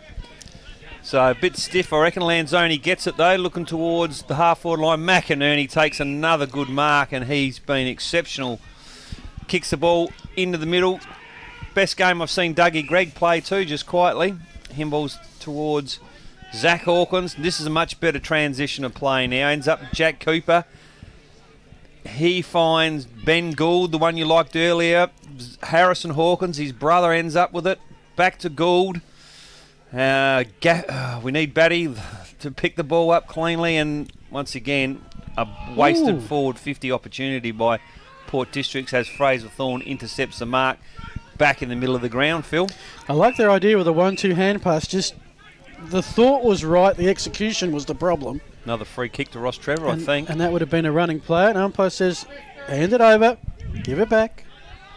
Oh, and almost the play on. Now, it's thinking music. That's a high kick. McInerney leaps and pushed someone in the process. He's a teammate pushed. Code. And this is Code, who demands the ball back instantly. Finally gets it. 70 metres out on the lead. No, nothing doing there. Back in LA, the Crumb needs a bounce. And, I reckon he got it. I reckon he got just the right bounce that he needed directionally. And despite the best efforts of the district defender to toe poke it, he didn't get there. Here's a goal. Watch this bounce. And as much as Matthew Easter tried, just could not get there. Might be one of our goals of the week contenders, something a little bit different. But certainly a big goal there for Port. That was Rostrevor who kicked the goal. They go to 4 goals, 8. That's 32. Port District to 2-3-15. It's a 17-point margin. Tony, it's a low-scoring game. Districts really need the next one. Yeah, they've had it down there 4 times, 4 scoring shots, so they're doing all right there, Rostrevor. They're just getting on top, and Districts just can't get past halfway, or if they do, it's rebound there. Now we see the half-back line of Rostrevor really running strong and hard here. O'Malley it is on the left foot. Just a little bit with their delivery into the forward line hasn't been so good. It's a high kick in. Code's just... got one there too. Yeah, he's got one in the back there, and geez, you don't like to see that while he's down. Is he He's not too or? good. No, he's just rolling at the moment, and probably copped it right in the ribs. Or legitimately? I think he must have copped one in the guts. There's a few of them had a go at him, and he's downwinded as we speak in back play. Once again, very impressive Luke McInerney. Just that right foot kicks it out. Up they go, and Hales it is, inside. Now they're starting to run. This is the one that needs to hit, and the next one. Now where's the lead? Lead doesn't come. Didn't lead. He's just holding, and had to go out wide to a pocket.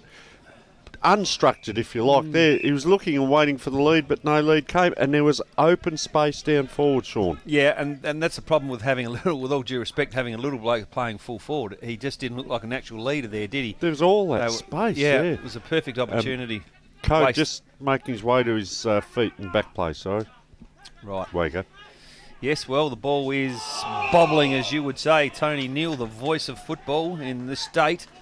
That's a hold on the ball, and it's been adjudicated accordingly against poor old Passanidi in his second game. And a good duel with Stefan Lanzoni. 2 youngsters, future of the league. Yep, McInerney looks like he set himself, but the ball gets over the back, which is a cardinal sin. Butterworth handballs inboard towards Jordan, kicks it towards Dawson, who looks like he's got a couple of metres on and will probably finish, and he does. And that is almost early to call, I know, but it's almost a nail in the coffin of the Port District's chances today and also for the year, I think. This is Rostrevor now out to 5 goals, 8-32 to Port District's 2 goals, 3-15. That can't be 32. 5 goals, 8 is 38. They're changing. You've got to give them a few minutes. Yep, fair enough. Fair call. They were eating sausage rolls like we were. They will be another 10 minutes. Yeah, look, and finally I think Rocks are starting to get some reward for inside 50s possessions. Because the halftime score, what do we have the halftime score? It was 3 goals, 6 to 2 goals, 3. So they've added 2-2. Districts are yet to add to it. No real advantage, no one coming home from the wind in this quarter. Rock 6-1 inside 50s, boys, this quarter, and 5-2 on the free kicks. So it's similar to what Port Districts did in the first quarter, except Rocks have managed to kick a couple of goals out of it. And they're going forward again. Pat Dawson, the goal scorer, soccers it forward to gain a bit of meterage. Jacko. Yeah, they've made a move, Port Districts. Nick Hales has gone on to Murphy, and I like that because Murphy did look threatening in the second quarter. So he's gone there, but they may have to swing him off and put him on to Code the way Code started this quarter. Well, just on that, Tom Corcoran there, number 11, he's just ran from the forward line. He's ran right down to stand in front of Code now. Yep. Just in that. So it's almost like Rostrevor are now running on top of the ground. That was a great mark too, Jonas. They're running on top of the ground and Port District are now chasing the ascendancy versus diminishing results. So we'll just stub the toe a bit and that became effective. So you know you're on when things like that happen. Comes in, 2 players on one, round the corner, Code. Geez, that's a high kick. Geez, I'd like to know how many actual shots he's had today. And 5. He's had 5, so that one's... 5 for 3 behinds, out of bounds on the full, and whatever you're going to call that. Fortuitously, it actually rolled out of bounds, so the umpire gets to throw it in. So right over by the tennis courts there, in it comes. So this is the other side of it, is that Thorne's been getting first use of the ball to the on-ballers, and they can't capitalise. So holding the ball there, umpire quite quick on that one. Bit of pushing and shoving. He did that little run there before, Ben Gould. It was like he tried to will himself into the game. He's back. He's a long way back. I'd like to see him up on the wing. I reckon that's his go. When he's back here, he's almost stifled him a little bit. Geez, big pack forms, and the Rostrevor blokes are lining up to have a go at it. Got it out fortuitously there. Comes forward now, player on his own. He's done this a few times. Got to finish. Got to finish. Left foot comes in, and he finished with a point. Just a quick one, just to update on the umpiring situation. Richard Williams is on the field, but he's actually doing the boundary on the far side. So that means one of the boundary umpires is field umpire. Wow. So I'm interested to see how that goes with some interpretations, because I don't know boundary umpires get that much practice. It's a really strange decision, Richard. I think what the reason for that is, it was Richard's son that went off injured.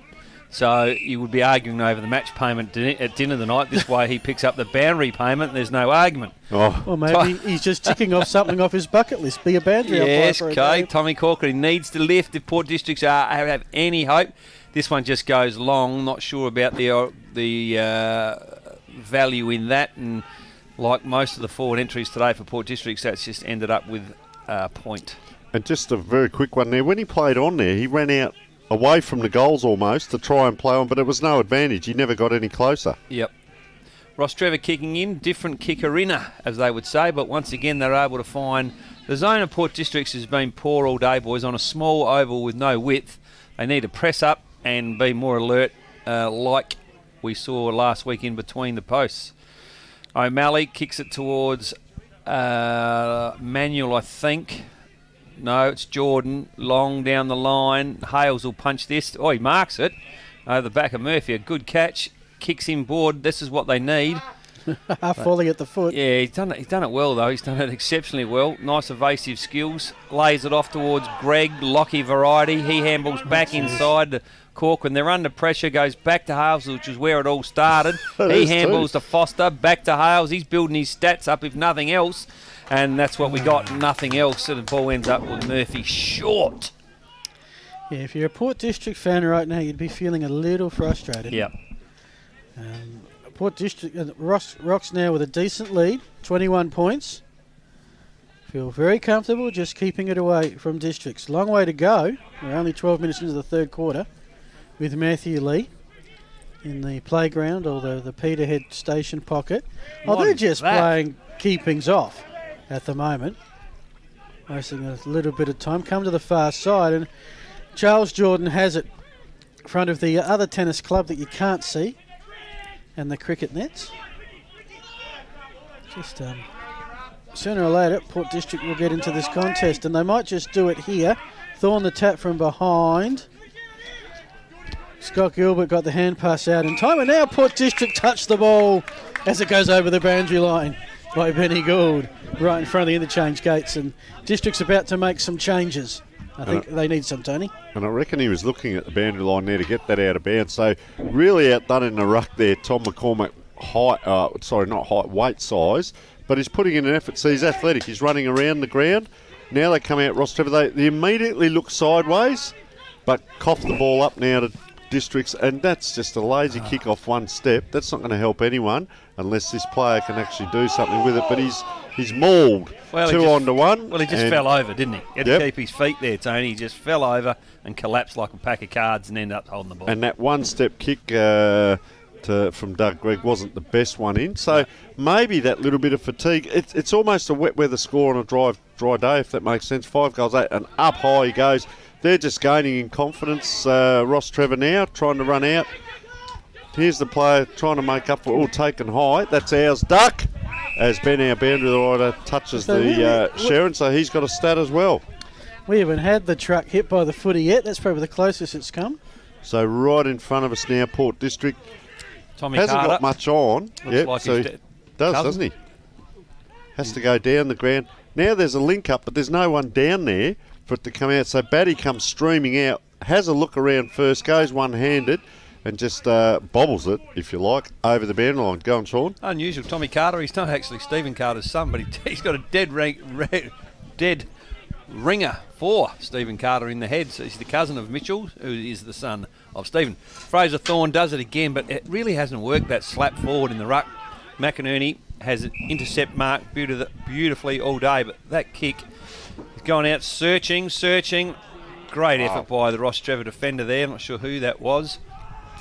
Tom O'Malley was able to defect the spoil and push the ball out of bounds. But a quicker transition, I guess. Ben, what have you got for us, mate? I was just going to say there's a bit of cloud around. I've looked at the radar and it looks like the rain is going to miss us today, so that's good news. Okay, good for you. We're okay in here if it rains, Ben. And of course, all the weather updates thanks to the Elders Weather app. Oh, James Batty bursts from the stoppage, gives it to Thorne, ends up with one of the Port District players, and once again, they're not able to break away from the stoppage with any fluency, and that's been a highlight of most of the day. And I've had about 9 wings and 6 mince pies in here, courtesy of the Port Districts Club. We'll be back here for sure. They lifted the bar for the other clubs to follow over the next few weeks. Yeah. Rostrevor clear the ball out of the back lines. I'm sick of saying that all day. And another intercept mark. I'll tell you what's happened, boys. Behind the play, Tommy Corcoran and Luke McInerney are playing either or as the 1+ in the back half. And to me, it's too early in the game. Maybe they wanted to stop the scoring, but they're 3 goals behind. They need to be attacking. They can't afford to be just shoring up the back end. He's hungry too, isn't he, Corcoran? Yeah, yep. Well, it's a hot footy at the moment. Picked up by Wish. We'll go back inside 50. I mean, what do we got? 7 shots by Districts for the amount of inside 50s they've had. Yep. And they've really struggled just to get the shots on. They've got a chance here in the pocket. Foster, thanks for that. Jack Foster, who has kicked 8 goals from 5 games this season. Average 1.6. And he kicked 8 goals last year in 10 games. So in front. His ratio's improving. 2 steps. Kick from the boundary. It's going to come close. It's right by the goal line, and surely someone's going to knock it over. Another behind. How's the zone this time, boys? No press up from Port Districts, and once again, an easy kick away from Rostrevor. They're sort of half-hearted out there, weren't they, there? Just looking at that, but maybe Rostrevor's way of going about it. So they're not coming down the line. Well, they're coming down the line, but not a long kick. And Will O'Malley's the architect back there today. Dawson, it is this way, that way. The ruckman's getting involved now. Oh, he's taken one there, copped one. Rostrevor will probably get out of that. Manual it is. Look at the numbers. Run, run, run. Can we see coast to coast? An upside-down screwy code taken out of it. Played it very well. And in actual fact, it's a Port District free. Yeah, okay. So, was it a free? Corcoran, wasn't able to take it. Don't ask the questions of the umpire. So they've got it here, Port District. They can't hit a target freshly. So around it comes, and that was Harrison Hawkins. 2-on-1, just great attack on the ball. Jonas has had a fantastic game, bombs it down into that 50, and I'll tell you what, there's probably his equivalent, McInerney. Oh, he's tried to play on. He's torched the ball. Over it comes. Pisani. It's the post. The post. Wow, Luke McInerney, look, I can see what he's trying to do. He's trying to play on, boys, and they need to do that because they're getting choked up every time they get the footy. They need to get it into some space, and he's trying to transition and play out the far side, but you've got to be a little bit more careful than that. Anyway, Corcoran it is who has it. Their best two players, McInerney and Corcoran, now in the back lines. Not sure that's going to kick you any goals. Would like to see one of them go forward, maybe provide an aerial target in the front half of the ground, because it's glaringly obvious to us watching the game that they're not able to take a mark in the front half, and Jonas is doing exceptionally well. Maybe Carter goes back and Hales goes forward, or McInerney goes forward, or Corcoran goes forward. Fraser Thorne again tries the big slap. This time it does end up with Passanidi. One way, this way, comes back onto his right foot, and have a look at this. This is the problem we've got at the moment, Port Districts. They're left one short in the front half, and Jonas is able to get the ball easy. And look at the pressure here. Batty's got to cover three players. I'm looking for it. Yep, there is no pressure. Yeah. That's the problem in the back line. They're able to get the ball out too easy. I think it's too defensive too early, boys. So Luke Manuel's kick missed the target. Well, got to the target on the second bounce. Rocks have a chance to recover, though. James Jordan, his hand pass wasn't good. So you can't say Rocks are being particularly... Now it's with Dawson. I like what Patrick does when he gets the ball. They're linking up beautifully in front of the scoreboard. Coming inside 50 Here's now. This is Luke Manuel. This could be the team player of the day. But no, Tommy Corcoran says no. And I hope he got holding the ball. The umpire played advantage, because that was a great tackle. He didn't, you know. No. Didn't get paid that one. And they're paying all the hot ones today. Well, maybe it's the boundary umpire taking control of that one, not used to it. Tony.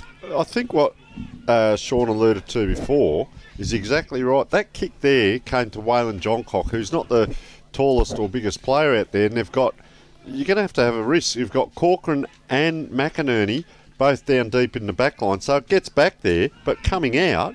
Well, comes one or two. Even this guy, Nathan Wright, might be the one to bring up through the middle of the ground. So free kick here to Port District. Sorry, go on. Yeah, well, they could mark the ball, can't they? McInerney and Corcoran are good over the head, as is Hales. Even Sam McKay, who's playing at full back on code, maybe it's worth swinging him forward. I'm not sure whether he can play in the front half. I know he has played some footy there, but they need to get a different look in the front half of the ground. So the way it's been going, it's not working. Having said that, they've now just won a free kick to Batty, and free kick to Batty. They're relying on Batty to do all the scoring. That's how it appears. It's almost like watching St. Peter's with one versus St. Peter's with three. Well, unfortunately, Batty is the goal scoring for Districts at the moment. He's got both. Yeah. And I was just going to say, and the other one you alluded to before, when they do go forward and put it in the air, they're playing into Sam Jonas's hands. He's our BOG, I reckon, so far. Just watch his kicking style, boy. The reason he's a good kick is he's so low to the ground. Watch don't set him the drop ball, kick. Watch how far the ball has to go from his hand to his boot. Hardly has to move, and that's why he kicks the ball so well. That's a perfect goal kicking technique. That's his third for the day. But I know we're banging on a bit about it, but I think the structure is all wrong if they're going to win this game. Let's go Bandrew's side, Ben Tibbett. Just a fun fact for you boys. Luke McInerney comes from a strong sporting family. He's the brother of Connor McInerney, who plays state cricket for South Australia. No, he's not. Cousin, mate.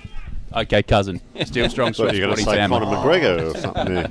Hey, cousin. Conor McGregor.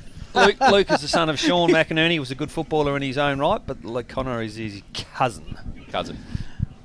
Back to the game. We are back in the game. Oh, look at this play go. Speaking of brothers, Gaffney. And it is Gaffney who's got it. Gets it across to Jack Cooper. They're going inside 50. Is there a target? Can Districts get back-to-back goals for the first time today? Not right now. There's a spare footy picked up by District. Is there an open runner? Batty's there. Does he play for the free kick again? Yes. Nothing given. High kick. I'm just not sure who they're kicking to, who's leading, how this is all supposed to be working for Districts. Jack Foster, well, he got tackled. Ball spills to the ground. Comes to Corcoran. He comes back to John Cocker's got just a little bit of space to go to the hot spot. And there's a Districts player. That's how it works. Jack Cooper has it. Jack Cooper. Yeah, he's an enigmatic type, Jack Cooper. He looks threatening at times, doesn't he? He looked like he's got something there. If he could strike a little purple patch. It's 15 points. This would bring it within 10 down to 9 if successful. And he's straight in front. 20 metres out. Oh, no. And has missed. And that's pretty much the story of the day. 3-7-25, 5-9-39. 14 points in favour of Rocks. And a little bit more structurally, you see the player on the mark there who's gone forward is Tom Corcoran. So this will be interesting now if they can structure up a little bit stronger through that forward line as Will O'Malley. Very good user of the ball 9 times out of 10. See, I don't put the moz on before he kicks it. Left footer. With a left-footed ball, I'd say the way he's been kicking today, he's done very well with it. Comes in, just pops it up in the air. Ruckman takes on a body, couldn't quite take it on the chest, came too easy, and then Bacanello doesn't get his own way. Gaffney, it is out, just a nice kick. They don't hold it up, they play on. Geez, kicks out very, very wide. And there's Corcoran as we speak, goes this way, that way. Just hesitated on the handball, banged onto the left boot.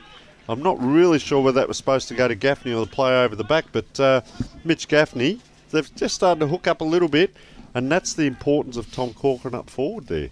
Yeah, well, if he kicks this one, it'll put him out to 31. They'll be 8 points behind, and I'll be getting the phone call from the coach saying, you know what we're talking about, we load up the back half, and we open up goal-scoring opportunities, and that's exactly what they've done. They've kicked 2 goals Mitch Gaffney in the last 5 minutes.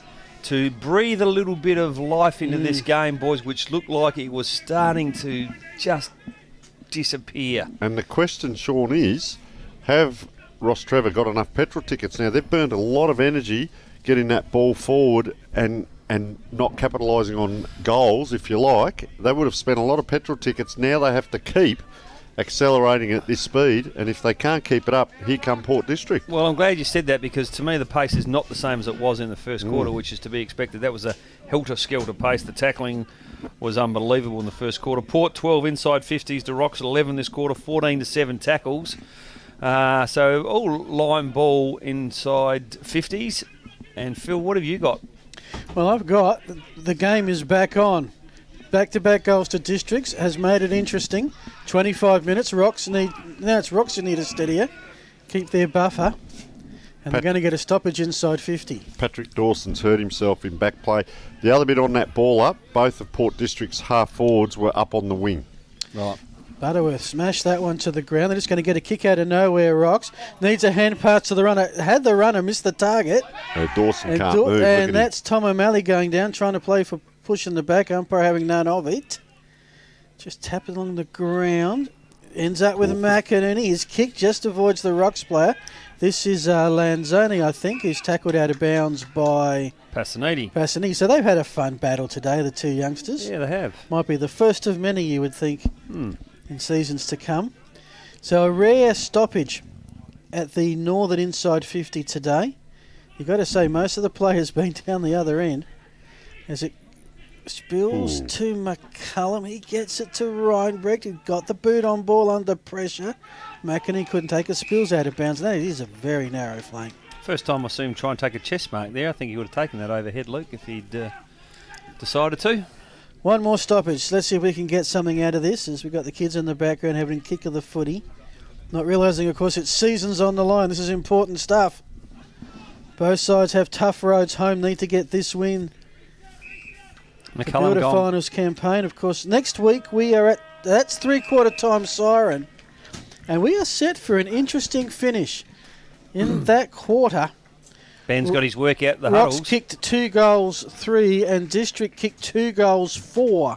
So it was 1 point at quarter time, 9 points at half time, 8 points at 3/4 time. We will take a break so we have plenty of time to get the stats and analyse what's going to be a big last quarter. Brought to you by Sports Interactive and Filming Footy. This is Matchday Live. Hey Jeff, where do you get your shoes? Catch! Catch! Catch! Catch.com.au. Screaming good deals. Catch!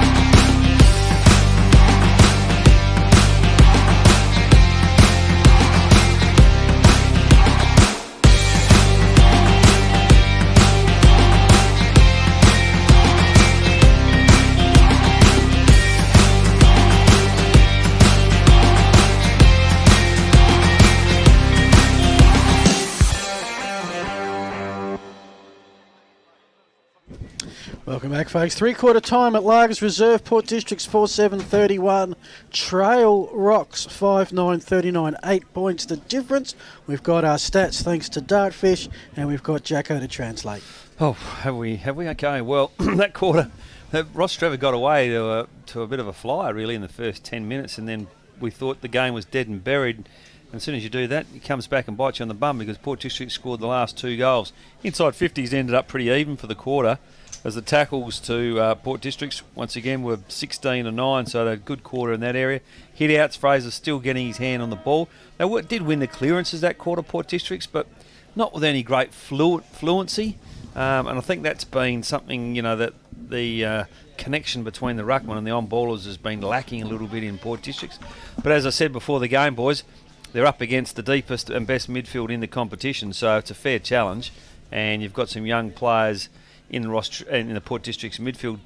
Jack Gaffney has been the exception, though. We're getting his stats done today, and he's had 20-3 for the first 3 quarters. Been pretty solid. Ben's back from the boundary line. What did you learn from listening to the great coaches, Benny? Very, very similar messages. Both teams are up and about. Obviously, Port Districts came home with momentum there. They're just really looking to keep the pressure up this quarter and have quick ball movement. Over at Rocks, they said they're exactly where they thought they'd be. Both teams are good. In a good position at the moment, and it's not going to be an easy game, so they're really looking to be competitive this last quarter. Thanks for that. Live from the huddles, Ben Banjarita. Thanks, of course, to Interchanger and, of course, the Dartfish stats. And one of the stats there that did take my eye was that Rocks had a high tackle count. I think it was 15 in the first quarter, 22 in the second, just 9 in the third, which backs up Tony's point. He's wondering if Rocks have maybe used a few petrol tickets. Can they run on gas for the final quarter? I'm just looking at Port District's backline. There's 5 out of the 6 there are all big, tall lads. So they've gone a lot of height there, 9, 16. 8, of course, 15. They're all good size in height. In the middle is Wheatra now in the ruck. So this is interesting. They've made a change here. First tap, Rostrevor. Doesn't really go anywhere though. When they tap it and it hits the ground, I always say they're telling the opposition, well, we don't want the ball. Structure it up so you can put it down the rover's throat or the ruck rover or centreman. Just a squat for a tap forward. Now the ruckman kicks it forward onto the cricket pitch. This fella here can light up. Ben Gould, he might be able to give him something. Goes out just a little bit wide to the scoreboard. Batty could win the 50-50. Goes to ground first, doesn't he? Yeah, yep. He relies on winning the ball off the ground a bit, and it looked like he almost would. He could, but that was actually taken out by Harrison Hawkins. Haven't seen a lot of him today, but that's a lovely take on the full forward line. Crowd screaming for holding the ball. That's the Catholics from Rostrevor looking for their fair share. Tomorrow's the day to pray, boys. That's stayed alive by Cooper by Foster. Who took the beautiful ball on the full forward line? It's going to end up now with Corcoran. He's gone forward, guys. What we asked for at 3/4 time. Tommy Corcoran. That was Jack Gaffney that took it out Gaffney, of that pack. was it? Okay. And Will O'Malley just looked at his knee there again. He's had about 3 or 4 belts today. How many times we've seen that kick from Rostrevor into the first line without any opposition back in Ello? They really need to do something about their zone. Maybe even consider going man on man. We've got a blood rule for back in LA. Yep. And you may have noticed that there's been a couple of frees that we thought were there holding the ball not given down that end. I think the controlling umpire there is the boundary umpire, who may not be as confident giving those decisions as a normal practice field umpire. Lanzoni goes long looking for Murphy. Good effort by Wheatra. Butterworth grabs it. Ball spills out. A few blokes jump on the pack, but no one able to get the ball out cleanly. Got a thumping kick on him, Lanzoni, but he's got legs like tree trunks. It's no surprise. Ball gets thrown up. Butterworth looking to hit forward. Wheatra looking to hit forward. So that's strange. We had Fraser Thorne slapping the ball forward. Anyway, ends up with O'Malley variety. Dawson, can he keep it alive? No, ball spills over, Phil. So it's in the clubroom pocket, the semaphore pocket here at Largs Reserve. And a chance for Rostrevor. Fraser Thorne. Where's he gone? Missing. He's not in that picture at the moment. It escapes both ruckmen. They both miss it. Running through the ball was Mackie. He couldn't pick it up. He's at the bottom of that. There's 2 players from either team. Don't know who you could give holding the ball against. It's going to be a stoppage.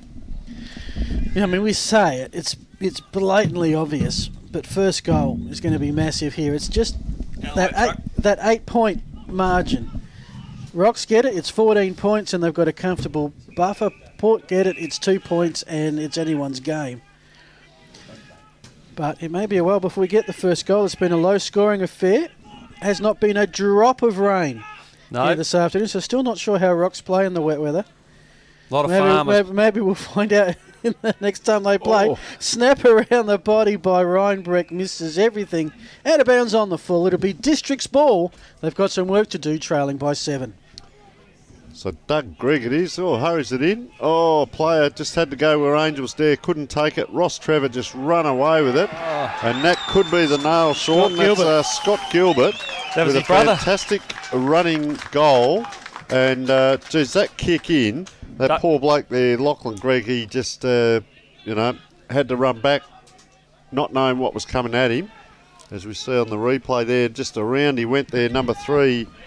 And great goal to Scott Gilbert. So, Ben, you've got something for us? Yes, Tim Bacanello, number 28, was the one that came off with the blood rule. Just a cut above his left eye. The trainer's just working on it now. He should be right to go in a couple of minutes. Yeah. Second goal from a kick-in too, which hurts you, doesn't it, when they've scored 6 goals and 2 of them have been from rebound. Very costly. So Wheatra in the ruck. So we're just wondering what's happened to the ruckman that's been out there all day for Port District. Surely you wouldn't be resting him in this last quarter with it so close. Ben. So up and down, isn't it? Wow. Up and down, right in front of the scoreboard. Fast feet required, but get the ball in your hands first, son. And Daniel Passaniti couldn't quite take control of it. So right in front of the scoreboard there. Pele Hotel, one of the major sponsors. Got on that scoreboard? Lots. Major sponsor there, the Pele Hotel. Umpire throws it to the advantage of Port District there. Back it comes now, just a screw. We haven't seen many of them today. Well taken and well tackled as well. So that was Nick Murphy who took the ball. Bit going on behind the play, boys, here with Code and Beswick. Oh, yeah. Elbow here. Code's not happy at all, and Beswick stand up to him for a young kid. He's playing like the backman, Code, but he's the forward. Look, he's initiating. Ball back in front of the scoreboard there. 2 players go up over the back. Too far out for Batty, so he'll give it off and try and run back. He doesn't. Umpire hugs it in, and the crowd just roars as our Sean Jackson calls. How can that be holding the ball? And I agree, Sean. Do have to give the player with making the play some sort of opportunity. O'Malley's been good off the half-back flank left foot, but he does tend to do that a bit, spray the ball, and that is one of those times. Nick Hales has it on the centre wing for Port Districts. He's looking for something, but once again we've got stagnant forward line for Port Districts. Not a lot of real movement up there. Tommy Corcoran signalling for the ball long. Halsey indicating that's the way he's going to go. He does. Looks for Corcoran. Can he make it? Weistra jumps. Ooh. Not quite able to take it, but not a bad jump from Matty Weistra there. Pushing himself forward in the ruck. Do you think that's the way home for them, though? That long bomb into a big pack. We had McInerney out here with his hand up as well. You know, you've got to manufacture and create something, don't you? Yep, he'd be the player I'd be trying to get. Still a bit going on between Beswick and Code. Back 50, 80 metres off the ball. Cody hasn't lost any of his lip as he's advanced in years. They are too, look. Send out a cheerio to Lee Adams, watching, a Districts fan on the stream. Okay. Played for North Melbourne, didn't he? So it's funny, isn't it, that we're conditioned now at any time someone gets tackled, it's hold the ball, you mug. Interesting here, McInerney's a long way off his player. Now he comes up on him. McCallum hard out of the stoppage. Ryan Breck keeps the ball in front, ends up back with McCallum. He looks, goes long down the line. Now we've got that battled Code on Beswick. Experience paid out there, and then sells the dummy around him. This is going to be terrible, boys. He's going to give it to Beswick after this, I'd imagine. He'd be looking for him now. Beswick's run off. He's about Beswick, 30 metres away, but the party tricks. Smart kid, get out of there. It's not going to end well. Oh, someone's into him now. Look, someone's into Code. Yeah. I reckon that's Lachlan Gregg. The first time we saw Code play against Payneham, he got quite physical, if you remember, in the last quarter. Gave away a 50-metre penalty at one stage. Anyway, Murphy for number 3, Phil, so he's certainly earned his money today with that stuttering approach. Not going to miss from there, is he? Oh. He doesn't. And have a look in the background. Just Code waited and walked up to Beswick, and he hasn't shut up from the time he's walked up to him. Yeah, well, that's what you got to do, don't you? Just put the board, he just beat him in the one-on-one, then sold the pup around him for an old fella. Still going. He's probably saying, look, I'm an old fella, but I made you look really silly with a little puppy there. And do you know that this game is being live streamed today, and there are people all over the world watching that performance you just put up? Umpire's in it now. Look, the umpire's in it. Yeah. There's a little bit of byplay, so we in the middle. Yeah. Phil looks a bit distracted. It's interesting. Well, I reckon we laugh, but I reckon that could almost be the backbreaker now. 19-point margin, 8 minutes gone. Yep. It's all to do for the men in black. And Rocks are getting the clearances now. McCullum will send them forward once again. Looking out there for Murphy. He's got a lot of black jerseys, but he's going to win. He's going to escape. He went back, though, and they're stolen from him by Tommy Carter. That's some of the most entertaining footy we've seen today. Harrison Hawkins with the kick down the wing. A lot of red and black around this one. They'll see out of bounds. That'll suit Rostrevor very, very nicely. They can hold this. They go to 4-3. And I've got to tell you, I've got no idea if Rocks hold on here who's going to play finals, because it's just going to be one of the biggest log jams you've seen. And with only 2 games to go. So a kick to go forward by Districts again in hope. Rocks get in the way. That one's out of bounds. Richard Williams, there you go, mate. Stretch the arms out. Very well done. You could have made it as a boundary umpire, Richard. Could have extended his career a few games. I thought he might swap with one of the goal umpires in the final quarter and do the trifecta. Kick inside field, looking for Butterworth. And good solid tackle by Miller Carter. Holding the ball again. He's given a decision, great to see. And Tony Districts to go forward, badly needing a goal. They are just outside 50, so just that chip kick into the corner there, and Batty very clever, and that's what he's going to be good at. Just out-bodied and protected where the ball was going to drop. That was well done, actually. Very well done against an experienced player in Sam Jonas. I'd say he's got the sun in his eyes here as well. This is going to be a difficult kick, not because of any breeze, but because of the sun. So he's going to drop punt. Should know the ground quite well. Bit of a stutter. Just drops it onto the boot, and umpire's looking pretty solid there. So that is another goal. He's kicked 4 for the day, Jack Batty. How far behind are they? There's still a couple of goals down. See the one that made that song about, oh, Jack Batty, Pamela, whoa, Jack Batty. Anyway, 10.5 minutes into the final quarter. There's some funny noise going on here. I don't know what was in their cakes today, mate. But so the big fella is back on. Fraser Thorne has come back on. If ever they're going to do something, now's the time. Just for the viewers interested in the back play, yes, there is still going on between Code and Beswick. And thank you to all our viewers in country Victoria, WA, Queensland, Northern Territory that maybe not getting any football, and I know we've got some friends watching interstate, so enjoy the game. Good quality, good standard. Round they come, Rostrevor Old Collegians just place it on the boot, and that's a nice mark. Patrick Dawson just on his own. He did this last quarter. Maybe it is just, when I say just cramp, it's better than having a sore Achilles. As we see, once again, players streaming off. 3 players coming off for Rostrevor. That's and twice in a row that Murphy shows some nice skills. I was just in about the to say, value for touches. I reckon he's been as good as anyone on the ground today. He hasn't had a lot of it, but what he's done has been really good.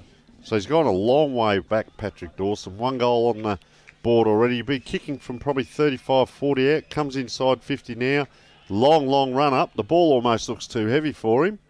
Gets onto it and kicks a point. And now we see... So this one here, where we've got McInerney doing the kick-in, probably needs to be the guy taking the mark from the kick-in. Yes. So a little bit of a waste there. He goes long. That is a long kick out towards the wing, but up he goes. He's come to the fore, hasn't he, this quarter? The cream rises to the top. Wow, what a steadier. And they can afford to do this now. Stop, hold it up, a little bit of tempo, football, Sean. Yeah, well, 12 minutes in, margin of 2 goals. That last shot for goal probably could definitely sealed it, but we're back inside Rostrevor's 50. Looks like a push to McInerney. Not paid, ends up with the ball anyway. Umpire's called advantage. He does what he always does, which is kick long. Batty, the only forward target of any real significance today for Port District's unable to hold that one in, but they really are missing the lad who got reported for 3 or suspended for 3 games. Gavin Shepherd today. Almost like a radar. Then you know why I reckon Batty dropped that? Yep. Because the goals weren't within 40 to 50 metres of him. There was no white post within proximity.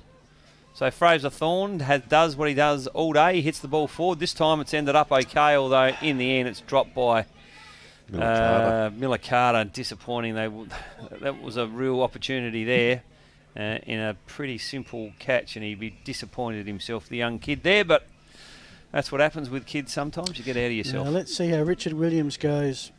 He's psyching himself up. You two watch that, and I'll watch the footy. Well, he has the footy. That's what I mean. But Thorne's just a bit of a sideways thump. To advantage, I might add, by the boundary. Picked up nicely by Tommy Corker, who's had a couple of highlights today. But in the end, misses the target. Rocks will relieve pretty quickly. Kick into space. It's a race from all directions. Oh, interesting. Out there by Tregoa to get rid of Passaniti without rid of the ball. You got to learn to stand up there, Daniel. He looks buggered and blowing hard, but you just can't fall over like a pack of cards when the crowd comes at you. You got to keep your feet, son. Dougie Gregg takes them on. It's been adventurous all day, looking for a big mark. Carter, no good. Ball spills down. Rostrevor get it. Under pressure, jammed on the boundary line. Once again, we'll have another boundary throw-in, and this will be boundary throw-in number 700. What do you think, Phil? SANFL rules should apply? Yes. Very quickly, 3/4. Yes, I like the last touch rule. Saves a lot of throw-ins, so the boundary umpires love it as well. Very quickly, Goodwood lead Athelston 3/4 time by 76 points. Right. Chicken wing, that player. We had a few of them before. Scott tasty. Gilbert. Yep. Who's got it? No one's got it. So I've Umpire's got it. throwing it up. So Thorns. And very close to the band. Well, I can't see out the corner of the band, Sean. You know, have to watch the TV. Waylon Johncock in a bit of a push and shove with Jordan. A little bit of that going on, isn't there? Yeah. James Jordan, number 5. Still going on with Beswick and Code back here. Beswick's going to have a sore back by. He's going to be a very bruised boy by the end of this game. And umpire throws that back in and taken the ground. Rostrevor Old Collegians on the bottom of the pack, and he'll be talking about having a sore back. All he has to do is ask Will Michael, O'Malley. will his name be in the paper tomorrow? I'll tell you what, Beswick, So- he hasn't backed off at all. He's still in there having his say. Roaring That spills through out there. too That's easy. nice, strong play, isn't it? And is it going to be play on? Umpire's going to call it. No, it's Port District. Port District and 15 umpires that are next to us are all calling out as well. So let's see what Carter does. He sets it here, tries to go a little bit short there, wide. It's going to take 2, 3. Maybe they'll go around the outside. This is their avenue to goal. Around the outside. I reckon McInerney's on the outside. He's probably not close enough, so kicks into a big pack, attracts a crowd. Round he goes. McInerney's got it. He has too, and I tell you what, he's had a very good game, the young lad, and that's a goal on his left, and someone's down there. Did he? Tommy no. Corcoran. Corcoran, is it? Yep. They're fighting back here. We've got a game in our hands, gentlemen. What are they? 1 goal, 2, 8 points. 7 points. Don't need 7, 8 Corcoran points, off the ground. and I picked Rostrevor by 10, so if they can just score 2 more points, I'll be getting another meal or something this week. A bit of Maybe. blood from Tommy Corcoran as he makes his way to the Pine. That could hurt them too, Sean. That could hurt them. Corcoran off. Yes. Yep, Wright's back on. Is that right? Fraser Thorn back into the middle as you'd like it to see. The indicator's gone out. Thorn, what's he going to do this time? Nothing. Butterworth gets the tap. Great tackle in there by being pressed by Rybrick's tackling ability. I can see why he pulled 90 in a game of SANFL footy after watching him go around today. But here comes Ben Gould. Got some pace. Out to Gaffney.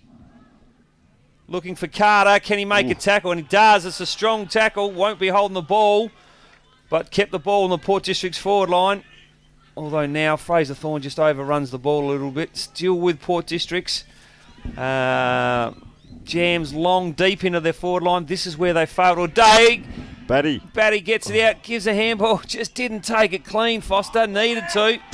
And ends up getting a free kick for a throw against Holland. Was it a throw, boys? Is that what he paid? I'd suggest so in the tackle. And I'll tell you what, here they come. Jack Foster. Have Rostrevor run out of petrol tickets? Well, about 8 minutes to go. This was for number 2. Fraser's going off the ground again too, which is a worry. So is Ryan Breck with 8 minutes to go. But Foster needs to kick this one. It'll be a 1-point game if he does. Left footer, straight in front, straight through the middle. The son of Ryan Foster. And that puts Port Districts 1 point behind. And, boys, they've looked dead and buried about 3 times this half. But then you've got to give them credit. They keep coming back. They do. They've kicked 3 goals, 1 for the quarter, and Rostrevor only kicked the 2 straight. And I'm just trying to think, did Rocks actually miss a shot at some point, and have they kicked it behind this squad? Number 4, Dawson missed the goal to put them 3 goals in front. Correct. So I reckon the scoreboard is wrong, and we were right before. I reckon it might be a 2-point game. Right. Because, yes, I had the same thing. So let's assume that for the moment it's 2 points. I mean, yes, score on the screen I think is correct. We'll find out at game's end. At the moment, let's see if it's relevant or not, because there is a footy game to be won, and after quite a slog, the next 10 minutes will decide it. McInerney gets an important clearance into space. Bounce of the ball will be critical. John Cock loses his feet. Here's Dawson, usually good at ground level. This time, though, he's beaten by Mitch Gaffney. It's inside Port's forward 50. Who's front and square? It's Gilbert got the hand pass away, and momentarily Rocks will relieve. Dawson should have marked it, couldn't it? You can see the tiredness coming in. I thought Jack Cooper went right through his back. Rocks will recover. Here it comes through Lanzoni down the wing. Inside 50, Murphy. Can he get one more touch? He chicken wings. Right, tackle. Nick Ailes. No, they cannot be holding the ball. He tackled him as soon as he touched the ball. There was no prior opportunity. I've long since given up trying to work out what the interpretation of this is. That at any is level, a terrible decision. And we've got a huge kick coming up. Nick Murphy. Yep. Took the glove off too, Phil. You going to call it? I'll call it. You get 5 seconds for a You're comment right. here? Well, no. He's kicked 3. Well, he was goalless for Rocks until today. Season on the line. Every kick counts. Only played one game before today, Phil, hasn't he? Correct. From 45, he starts right. It swings left. That is a big kick to the former Panther captain. I'm not going to say they're home, but we're in time on, and it's probably an 8-point footy game. That was it. I'd love to skip so we can get a replay of the tackle. Would be really good. Go on, Ben. Just quickly, boys, Corcoran back on the ground. He just had a little cut on his cheek. That's all been fixed up. He's back on. Okay. Flesh wound. He went too early on the replay there. We didn't quite get to see the tackle, but as I saw it, he took it in one hand and the bloke grabbed him with the other arm, so he had no opportunity to get rid of the ball. 20-minute mark and 30 seconds. We have game on here. Can that be the sealer? Can they come back? Swatted forward. It hasn't been kicked yet. Ball in the half back line. Over it comes Port District. Get it up, get it down. Rostrevor take them on. Quick handball out play, getting that back. Good link up. Pressed after the kick. Player ran into there. I felt the bone shudder from here. Umpire says, that'll be mine. 50 metres out. Who's going to have the last laugh? Code or Beswick here? Umpire about to throw it up. Give us something to go with, boys. Around it goes. And down it comes. Bit of a 0-all. So big congested crowd. Player hurt in back play here. Just cop one Wheatra who's been going up in the ruck. Can't look. So no one actually goes up. Although third man up. Wheatra's still down. Out it comes towards Code and Beswick. Beswick just falls over. Code picks it up, bumbles it forward, and he has kicked most likely the sealer, we would say, and poor old Beswick fell over. Yep. And, of course, the Rostrevor boys are going to go back and give him something as well. No, they're not. Probably a little bit of lip there. And that, my friends, is a very good goal to Michael Code and puts them 2 goals 1, 2 goals 2 up on the scoreboard. Yeah, there is a bit of lip going on now. He's got the strut on. Have a look. Well, Code's name's in the paper now, so can't use that as a comeback. That his first, was it? That's his first. That's it. He's missed all the set shots. Yep. All the one he has time to think about. Yeah. Wow. But game on the line, the snap, nails it. Fraser Thorne back in the ruck. They need a understatement here. They need a quick go forward, get a goal, and then attack again. Yeah, there's probably another 22-minute mark. Probably another 3 or 4 minutes left, and Rostrevor have kicked 2 within the last 2. But yeah, we've said it a few times today. Hard to see Port District's winning from here, but they keep defying the odds. Ball spills forward. Foster comes at it. Nothing doing. The umpire says, "Leave it to me, boys. I will throw the ball up for the 427th time today." The spare back for Port District's now coming down the ground, so they're not going to have a spare back. Yep, McInerney was at the ruck contest, pushes the ball forward. I like that. They understand that time is of the essence. He's on the ball again here, McInerney. I loved his work rate. Get him around the action for Port Districts to win. He needs to be where the ball is, but the ball spills out. And if they can create a goal from a stoppage, which they haven't been able to do all day, it'll take us back to a 1-goal game. Yes, Tony? And Big Wright ran forward then, and Jack Cooper ran down into the goal square. So they sort of changed positions. Yep. Wright came down in. Keep going. Yep, we'll have a look at the oval. There's not much forward of the ball for Rostrevor. They've tried to shut up shop now. But it's in Port District's hand, and he has a good tackle. Ends up with the ball being kicked out the fall. And another little bit of argy-bargy going on there between Greg, the Lockie variety. But Richard Williams, as has been his want as a central umpire, never one to steer away from making a tough decision. And he was getting in there and sorting them all out, as he's done on many occasions, involving Chris or James Gowans from memory. As his ball spills Murphy, he's been good in the critical moments. Clean with the ball, looking for Dawson, looking for Code. They could have a raffle. In the end, they decide the youngster Passaniti has it by the pocket, and he did exceptionally well. 2 very good players, and he managed to beat them both and force the stalemate, which in that situation is a win. Yep. And if they can get a 4-0 forward here, Port District, they might still be in it. Look at Batty's right up the ground, but he's done a hip flexor or something there. Groin, yeah. Richard Williams, again, the throw-in from that far side. Ruck's coming up a bit. Thorne just sends it right back at him. Yep. Taken out of bounds. Tom Carter, was it? Williams says, my arm's getting tired. I'm not used to this now. Batty's off. That's not a good sign. No.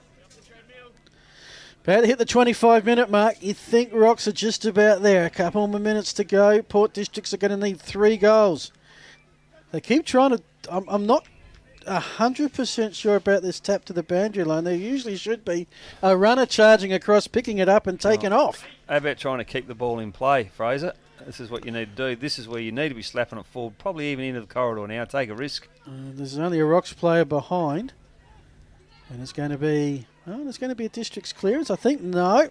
Tom O'Malley kicks around the body towards that pocket. McAdoo had front position. Dawson trying to soccer it around. McAdoo says on the full. No. Richard Williams says, I thought I'd finish with my time getting abused by A-grade players, and it's still happening to me. He's going to have another throw, and he's the busiest man on the oval at the moment, Tony. Yeah, so he throws it in. Back this way a bit. So, yeah, you're right there, Sean. Thorne just... tapping it forward to no real advantage. Now Port District have it, but just kicks it to grass. The runner is on here, and that'll be Ben Gould, I'd suggest. If he can get past, can't get past, and that is a fantastic tackle. But I thought that was a handball. That's not holding the ball. Exactly. If you handball it, tried to play it to his advantage. Will they shut up shop here? Well, he's kicked to a 50-50. Players come in, and that's the story of the day. Not paid the mark. If you paid it on effort, you would. But, wow. Underneath the armpit he went. Oh, geez, taken down heavily there. Up goes Code. The clock. He has taken a specky off the kick in. Flynn Pisani was absolutely flattened after that kick. And Code, he's holding the ball up. He's showing everyone he's going to have the last laugh as we go back. Go on, boys, while he's waiting to line up. If it wasn't a mark, it probably should have been an FAD anyway. Right, yes. Okay. But Code's been a bit lippy. Won't miss from here, Tony. It's only his second, though, for the day, so wouldn't be getting too far ahead, although they will be the winning team. I'll mark it down and see what happens, will I? There he goes, and I'll tell you what, is he going to say anything? No, Bezik's just talking the umpire now. It's his second goal. He's come up and celebrated with the boys. Probably doesn't need to say anything on this occasion because the opposition player would already know. Yes. So... hold your tongue in your head, will he, or will he go back and say something? I'm pretty sure he's going to just give the bloke... Maybe buy him a frothy after the game, will he, sitting down? There'll be a moment. Yeah. At They'll share a hug at the end of the game. Well, that's the thing. They've gone hard at it, and they probably will have a handshake. Yep, they should. It's been a good duel. And he's only a young kid, Brad Beswick, so he would have learned from a really good, experienced campaigner. Butterworth gets it. Port Districts. Luke Manuel. We haven't seen a lot of him this half, Luke Manuel. Ryan Breck charges in front. It's one of the things that's been consistent about Rostrevor today.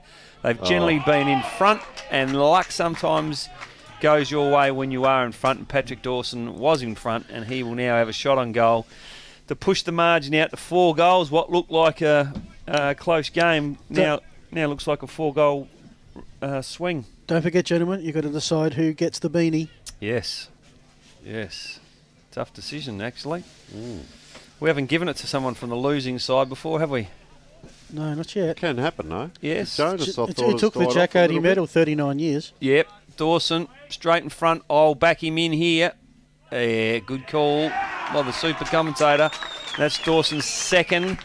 And as I said only seconds ago, that pushes Rostrevor out to 4 goals, 1 over Port Districts. And I'm going to say it this time, and I'm going to be confident in saying it this time. That is the nail. That is the nail.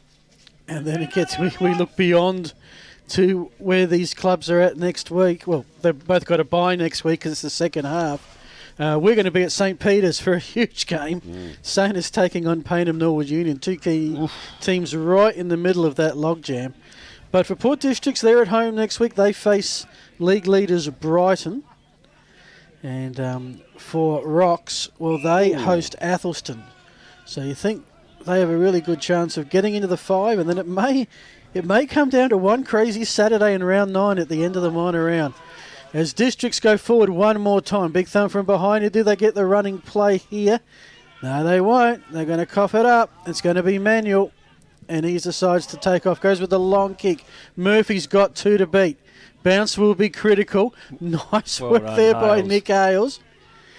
None of this movement by Port Districts today has been clean, but they're getting it. Oh, so even that one wasn't to where it had to be.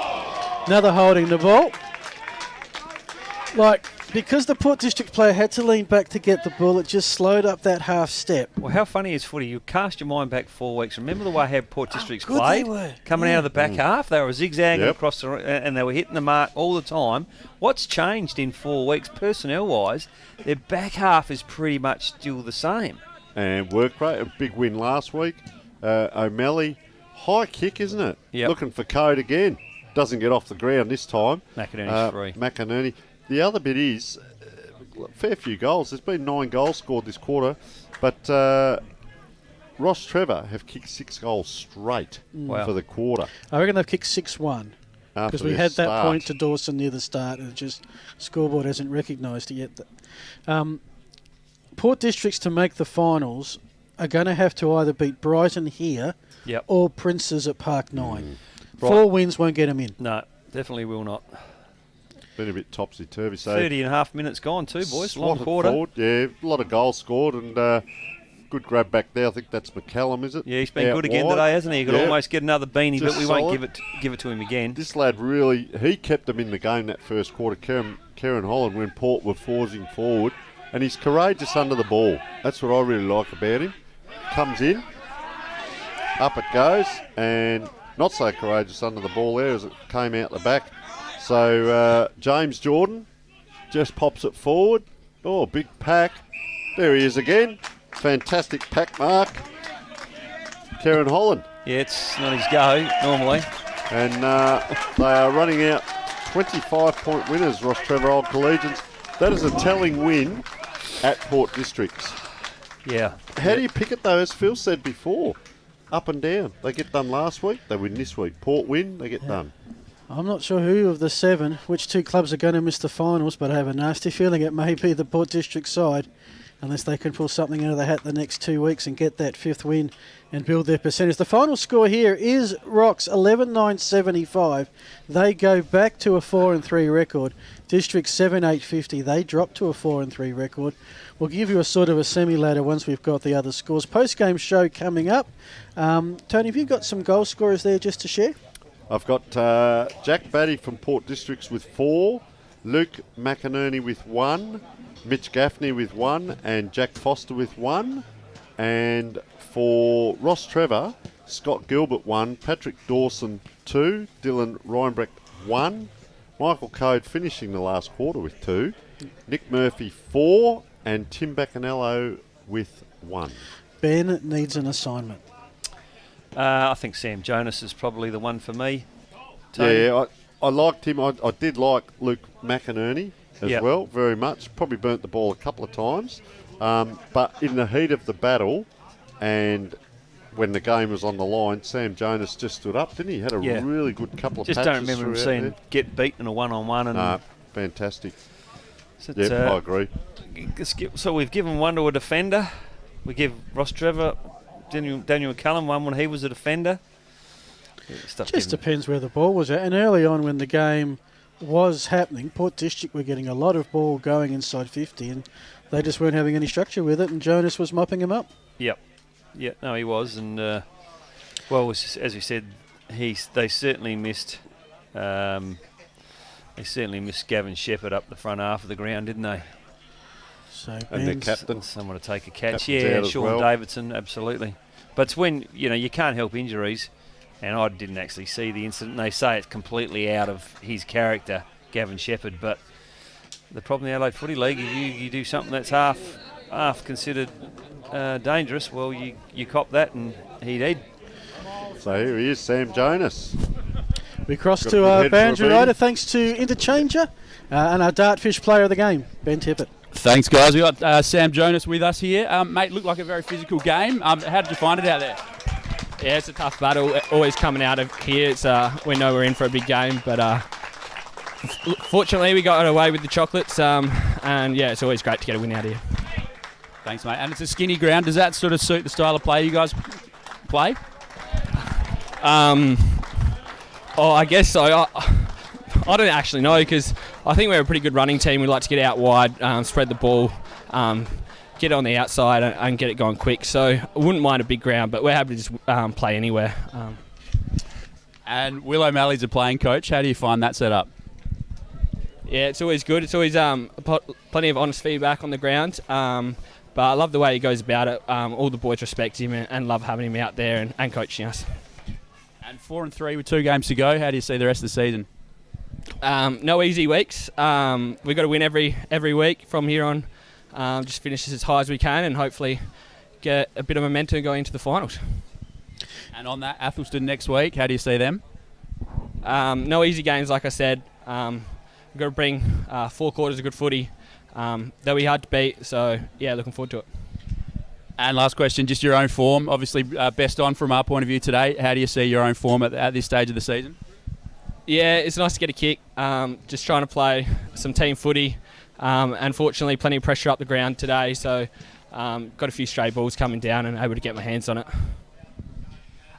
Player of the game gets the beanie, the Dartfish beanie. So thanks, mate. That's for you. Take that back to the pub. Sam Jonas, thanks for joining us. Thanks, mate. Well done. Thank you, Sam. Thanks, boys. Thank you, Ben. We might take a break, get our stats together, our thoughts together. We've got a fairly long post-game, so have we? to do until we finish up at 5 o'clock. All the scores around the Adelaide Footy League as well, so don't go anywhere. We'll be back shortly. One of our great supporters here in the Adelaide Footy League this year is Business Plaza. They do great work helping clubs raise much needed funds. One of those is the Goody Saints. Let's hear from Craig Scott. The Goody Saints are going to partner with Business Plaza because of their track record, and also they're a major sponsor of the Adelaide Footy League, and they've brought in big companies like Vodafone and Catch Group. We feel we can better engage with our members and our players through the app, and I encourage you to get on board and become a member of Business Plaza. Where did you get that bag?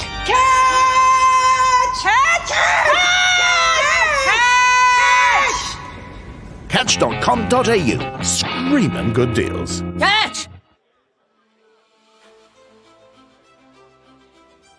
Hi guys, well we're joined by Dylan Winning from the Trinity Old Scholars Football Club. Welcome along, Dylan. Cheers mate, thanks for having me. We're a long way out of the city out here, aren't we? Yeah, just a bit. Oh yeah, mate. How long have you been captain of your club? This is my first year as captain. Oh, so you haven't... Did you play a trial game at all yet?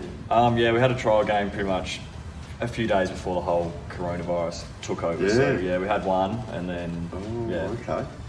So you've had to lead them out. You've done one I guess at this point. And, I've captained a couple of games before. Last year, I was vice captain, so our skip missed a game through a wedding and something else. So I've done it a couple of times. Bit of experience. That's fantastic. Do you have an expanded leadership group? So captain, vice captain, deputy vice, or a bit more? So our captain Matthew Brincat. Yes. Vice captain we have Matt Rivett and Luke Murphy. And then myself as deputy vice. So you're going to follow along and learn from these guys. Hopefully, yeah. Do you have many meetings, and is the coach in on the meetings with the leadership? We've got a little Facebook group where we chat pretty regularly. But the coach is in on it. Coach and assistant coach Matty Nelson as well. Yep, so no secrets there. No, fantastic. No. It's better like that. How's your club captain selected? Is it the coaches, the players, the committee? It changes every year, I think. It just depends on what the coach thinks. He thinks if it's up to the players, they want to pick their leadership group. Last year it was players, but this year coach decided to take the top rope and pick the captain. Well done, well done. So you're doing something correctly there, and you've progressed, as you said, over the last couple of years, a little skinny wingman, and now you've progressed into that leadership role, mate. I think you're doing a great job.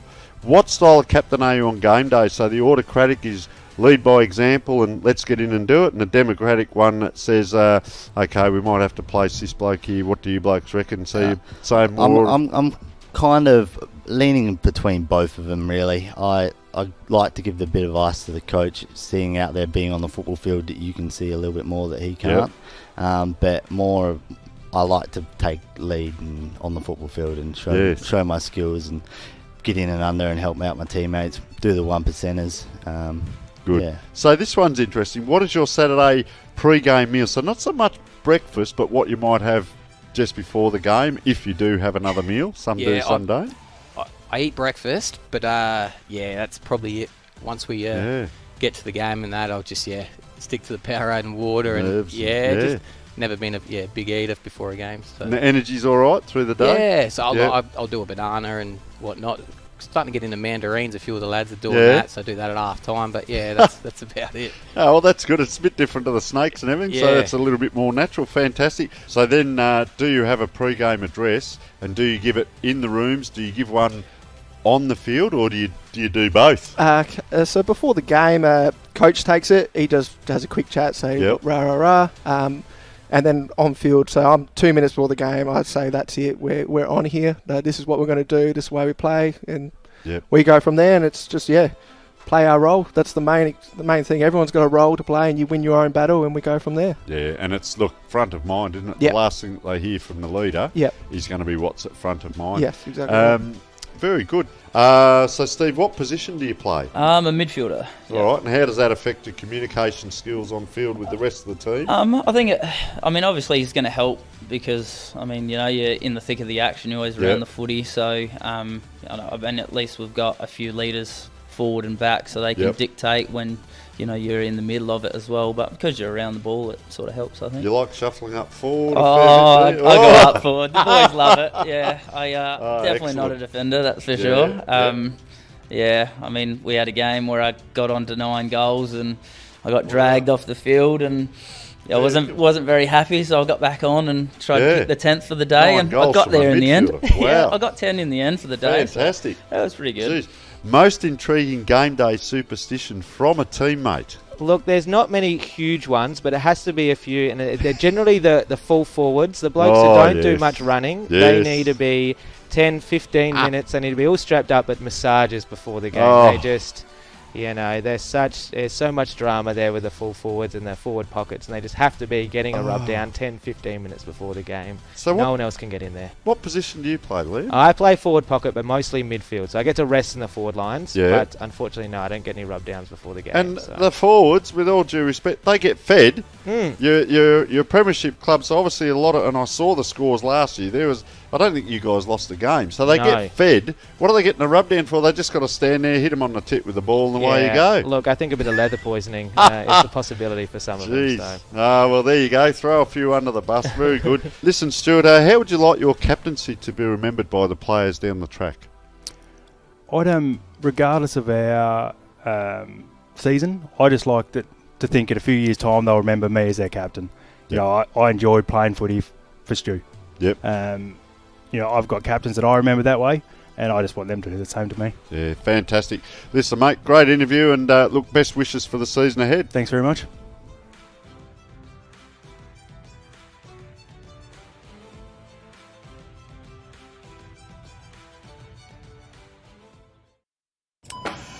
Hey, Jeff, where do you get your shoes? Catch! Catch! Catch!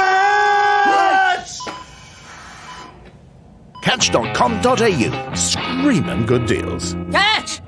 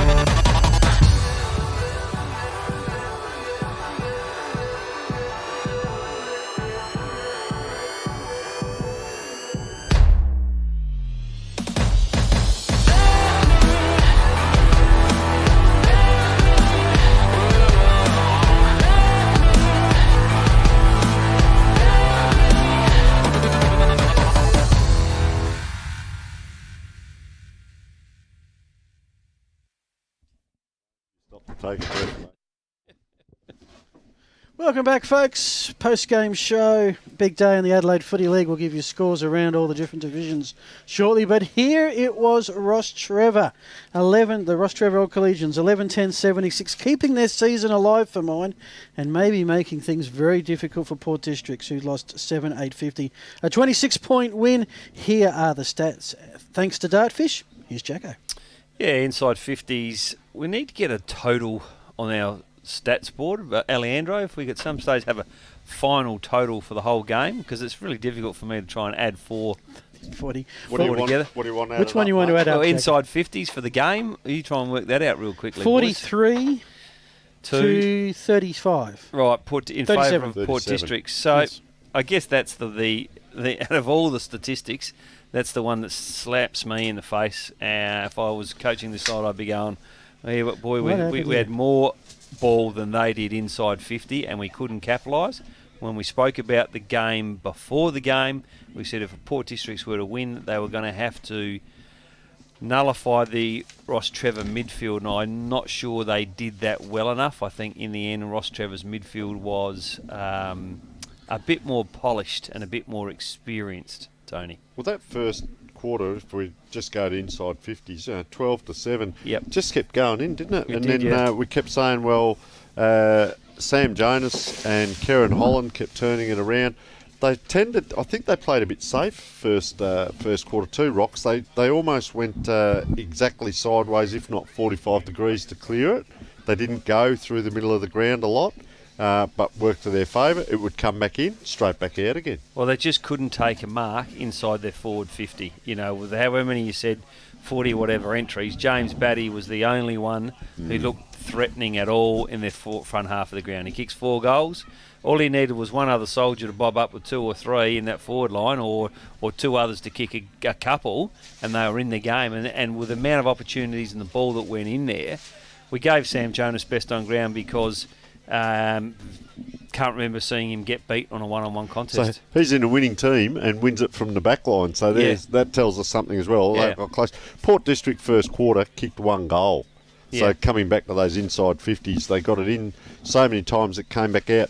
Interesting, one of my notes here, they were trying to fill holes as the game wore on. So Tom Corcoran, number 11, was going back. And then at one stage, I think he was in a ruck tap, and then he was almost on the full forward line down there because one-dimensional with Batty down there who's not tall. Yes, he can give you a good lead out and a good chest mark. And not too bad. He's quite elusive in and around when the ball hits the ground.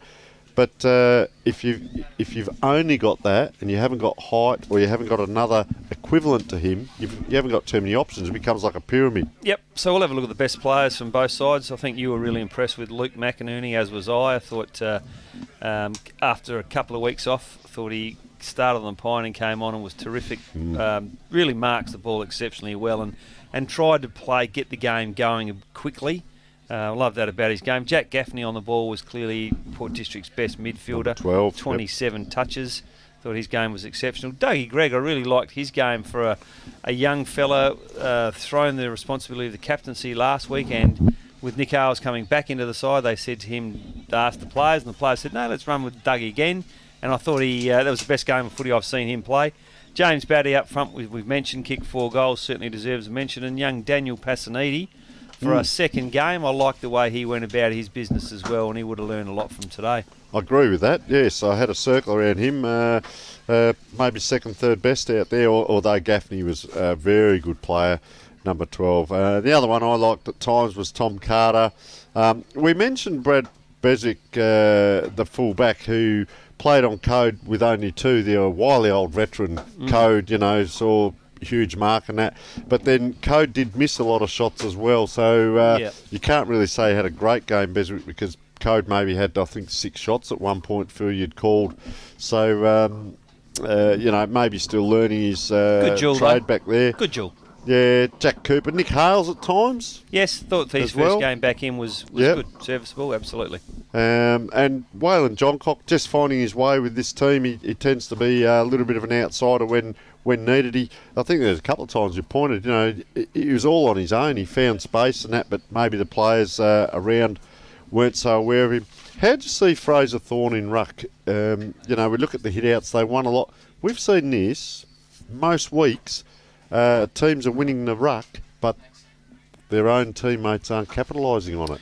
Yeah, look, I guess the one criticism you'd have of Fraser is that he didn't do a lot around the ground other than his ruck work. I can't remember seeing him take a mark. Yeah, exactly. And, he probably needs to look at his conditioning if he's going to be a good player at this level. Did get a holding the ball decision late in the quarter, late in the game, which showed, he can tackle okay. I thought his ruck work, other than centre bounce, I thought he clearly won the ruck. Not sure, as we mentioned a couple of times in the call, that his connection with his midfielders was that good. Yes. He hit the ball forward on occasions, and whether it was they weren't able to put a screen on for the player on the hand, or he just didn't have the talent at his disposal, I'm not really sure there, but he certainly did win his fair share of hit-outs. And it was a lot of swats and hits to advantage, but not to a player. If they can tighten that up. Come across the Rostrevor old collegians, I guess I've got a circle around Stefan Lanzoni. I think at times competed well. Good solid lad. Big once booming again. kick. Yeah, and just finding his way.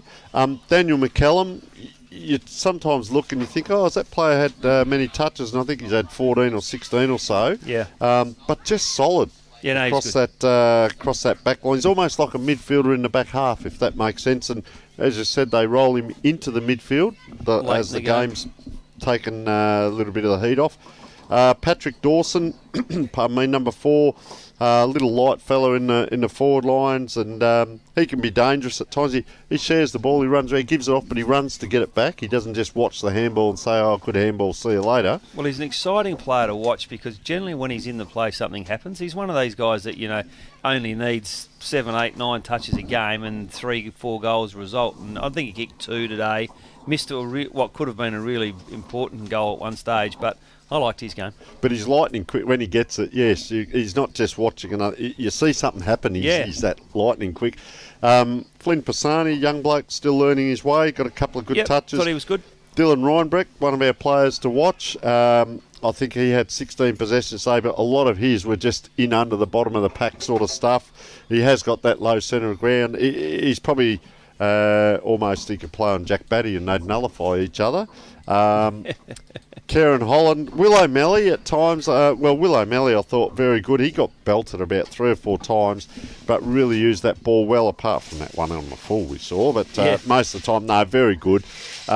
Kieran Holland, I said, displayed some good courage in the last quarter, which probably saying, Sean, that's maybe not one of his highlights, but he's coming on, and good on him to do that. Might give him a bit of confidence.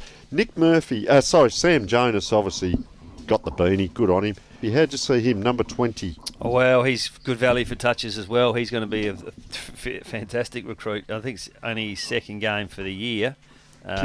Kick 4, yeah. No, he was good. Good value for touches. Murphy Short at times. It was funny because we, at one point there, Murphy Short kicked to Nick Murphy, and it was a little bit hard to call. It was a bit of fun and games.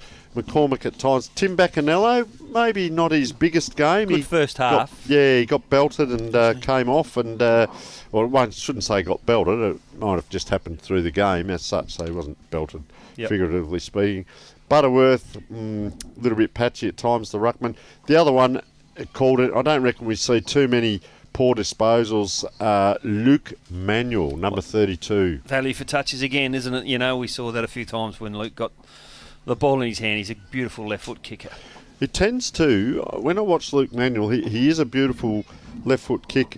He tends to bring other players into the game. He looks and sees what maybe they don't, and he'll pick a player out and kick it to them when maybe they were thinking, maybe I wasn't in position for that, but he eludes them to the position, get to the fat side, get to space, whatever. So that's our Rostrevor coverage there. Still got 2 minutes to waffle on. Oh, well, don't worry. You'll find something to talk about. Don't worry. Weistra went into the ruck, number 10. Yes, and he's a good size. He is good size. Yeah, no, he can play. I'll let you talk. He can play in a host of positions up front, key back, and also in the ruck, which is what he had to do today. What about the umpire going down early in the game, Richard Williams' son? Yeah. We need Colin to maybe have a look at the fitness training our umpires are doing in these times of COVID, and maybe a little bit of massage and remedial therapy during the week. Yeah, it can't all be run. Well, I guess the interesting decision is that they had Richard Williams, who came on to help out with years of Sandfield Grand Final experience, and he was on the boundary, and the boundary umpire became the field umpire. Yeah. Yep. That's an interesting discussion in terms of if the game could have been decided by a free kick, and you may have, I should add the one that was a bit controversial, the holding the ball one, was by the normal controlling umpire. Maybe that boundary umpire has actually been a field umpire in a previous life. That's what you would hope. Yes. That's what you would hope, that there is some experience there, because you wouldn't want to chuck in a debutant when you've got a Hall of Famer on the boundary. No, that's right. If you play football, you can play in the midfield, you can play forward, you can play back. So if you umpire, you can do play-by-play, you can do special comments, yeah. But as an umpire, you should be able to, if he'd, if he's had that experience, if he's a 16-year-old kid, you wouldn't throw him into the fire, with all due respect. But if it's a bloke that has umpired in the middle as well as boundary, then no problems. The bit I don't understand about that is traditionally a boundary umpire runs more than a field umpire. So why was he looking to do a few extra Ks, Richard? His warm down. Was he extending his warm down? Decision making. And there was give that someone else a go. 5 minutes where it was all on the other side, and he was doing boundary throw. Correct. He'll have a sore shoulder, and maybe it was simply about that he didn't want to take his son's match payment and he wanted to get his own. I'm not sure. All right, I think we've pretty much done this game as thoroughly as anyone's ever done it before. Yes. Let's have a look around the rest of OTR Division 1. A huge win to the Goody Saints. That's a 109-point belting, which does have an impact on the ladder, which I will get to in a short. Then we've got Adelaide University and Brighton, and boy, the Bombers copped a scare. Wow. 2-point win to the league leaders, and Adelaide University almost claimed their third big scout in a row. And then the game, of course, that we've done. You may be saying, where are the other games, which, of course, is Prince's and Unley Mercedes, St. Peter's and Payneham Norwood Union. They are next week. We are at a massive game, St. Peter's and Payneham. As I speak, it is 2nd versus 7th, but Payneham in 7th have the best percentage in the league. It's that kind of competition. So that's Div 1. Jacko, we've got all the scores from Div 2 and all bar one score from Div 3. Take us through it. Righto, let's have a look at Division 2. Division 2, Foss Camden got up by 1 point over Broadview. That is a big win for Foss Camden, and that keeps their finals chances alive. So fantastic win there. Henley went down to Teatree Gully by 22 points. Always thought Teatree Gully were going to be strong this year. Fair dinkum. It's Teatree Gully in clear second spot and a chance to get top later on. Sacred Heart played Seaton Ramblers and smashed them to the tune of 55 points. So that's a good win for Sacred Heart. That's 3 games already with a lower ranked team as one. Right. Okay. Good observation, Phil. What about the next one then? Salisbury North against Old Ignatians. Unfortunately, couldn't keep the trend going. They got up Old Iggies by 38 points. And Scotch played Glenunga and continued Glenunga's misery by getting up by 53 points. Division 3, Westminster took care of CBC by 27 points. What does CBC stand for, Tony? Christian Brothers College. Good. And there's an OC there, Old Collegians. Good. Golden Grove beat Edwardstown. And now that was first versus second, I think, on the ladder, and they won by 88 points. Playing out of their division, Golden Grove. Yep, they are. I think we all picked Swap Golden Grove Glenunga. to finish top, didn't we? Yeah, I think so. Oh, that's right. One of us missed. Gazer didn't play, or we haven't got the score. No and score. Plimpton versus North Haven. North Haven won by a lazy 94 points. I tipped Plimpton to make the 5 rather than Golden Grove. Golden Grove are unbeaten, killing everybody, and Plimpton hasn't won a game. That's what happens when your heart rules your head. Yep. Tony, you've got some scores from Div 4, sorry. Div 4, Jeps Cross, Smosh, West Lakes, and, is this correct, Phil? Jeps Cross, who've won 2, and Smosh West Lakes have won 4. Jeps Cross got up by 8 points. Oh, that's Smosh a bad West Lakes. loss for Smoshies. That is. And Morphy Park and Pembroke was probably closer than what a lot thought. And Pembroke only got up by 14 points there.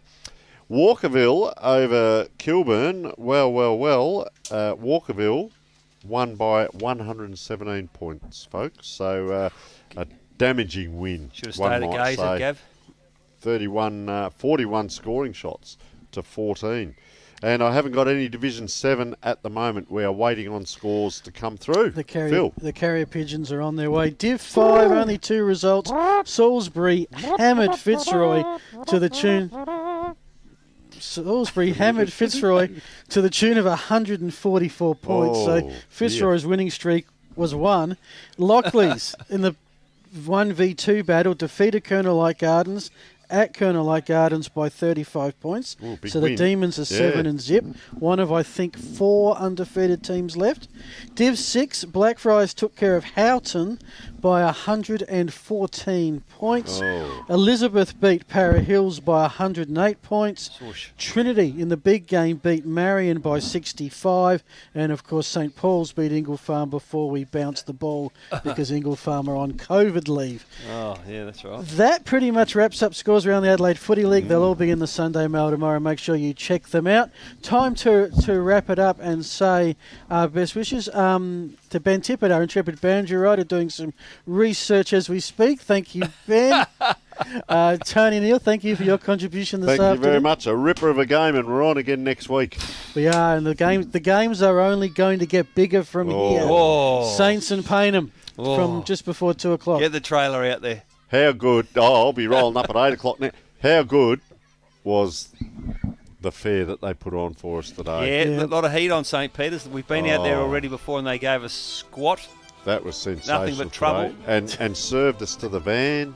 I got a nice car park. Until now. Incredible. Thank you, Tony. Jacko, thank you as well. Thank you, Phil. Fantastic. And thanks to our team, Alejandro, Liam, Brody, Lockie with all the Dartfish stats. The crew.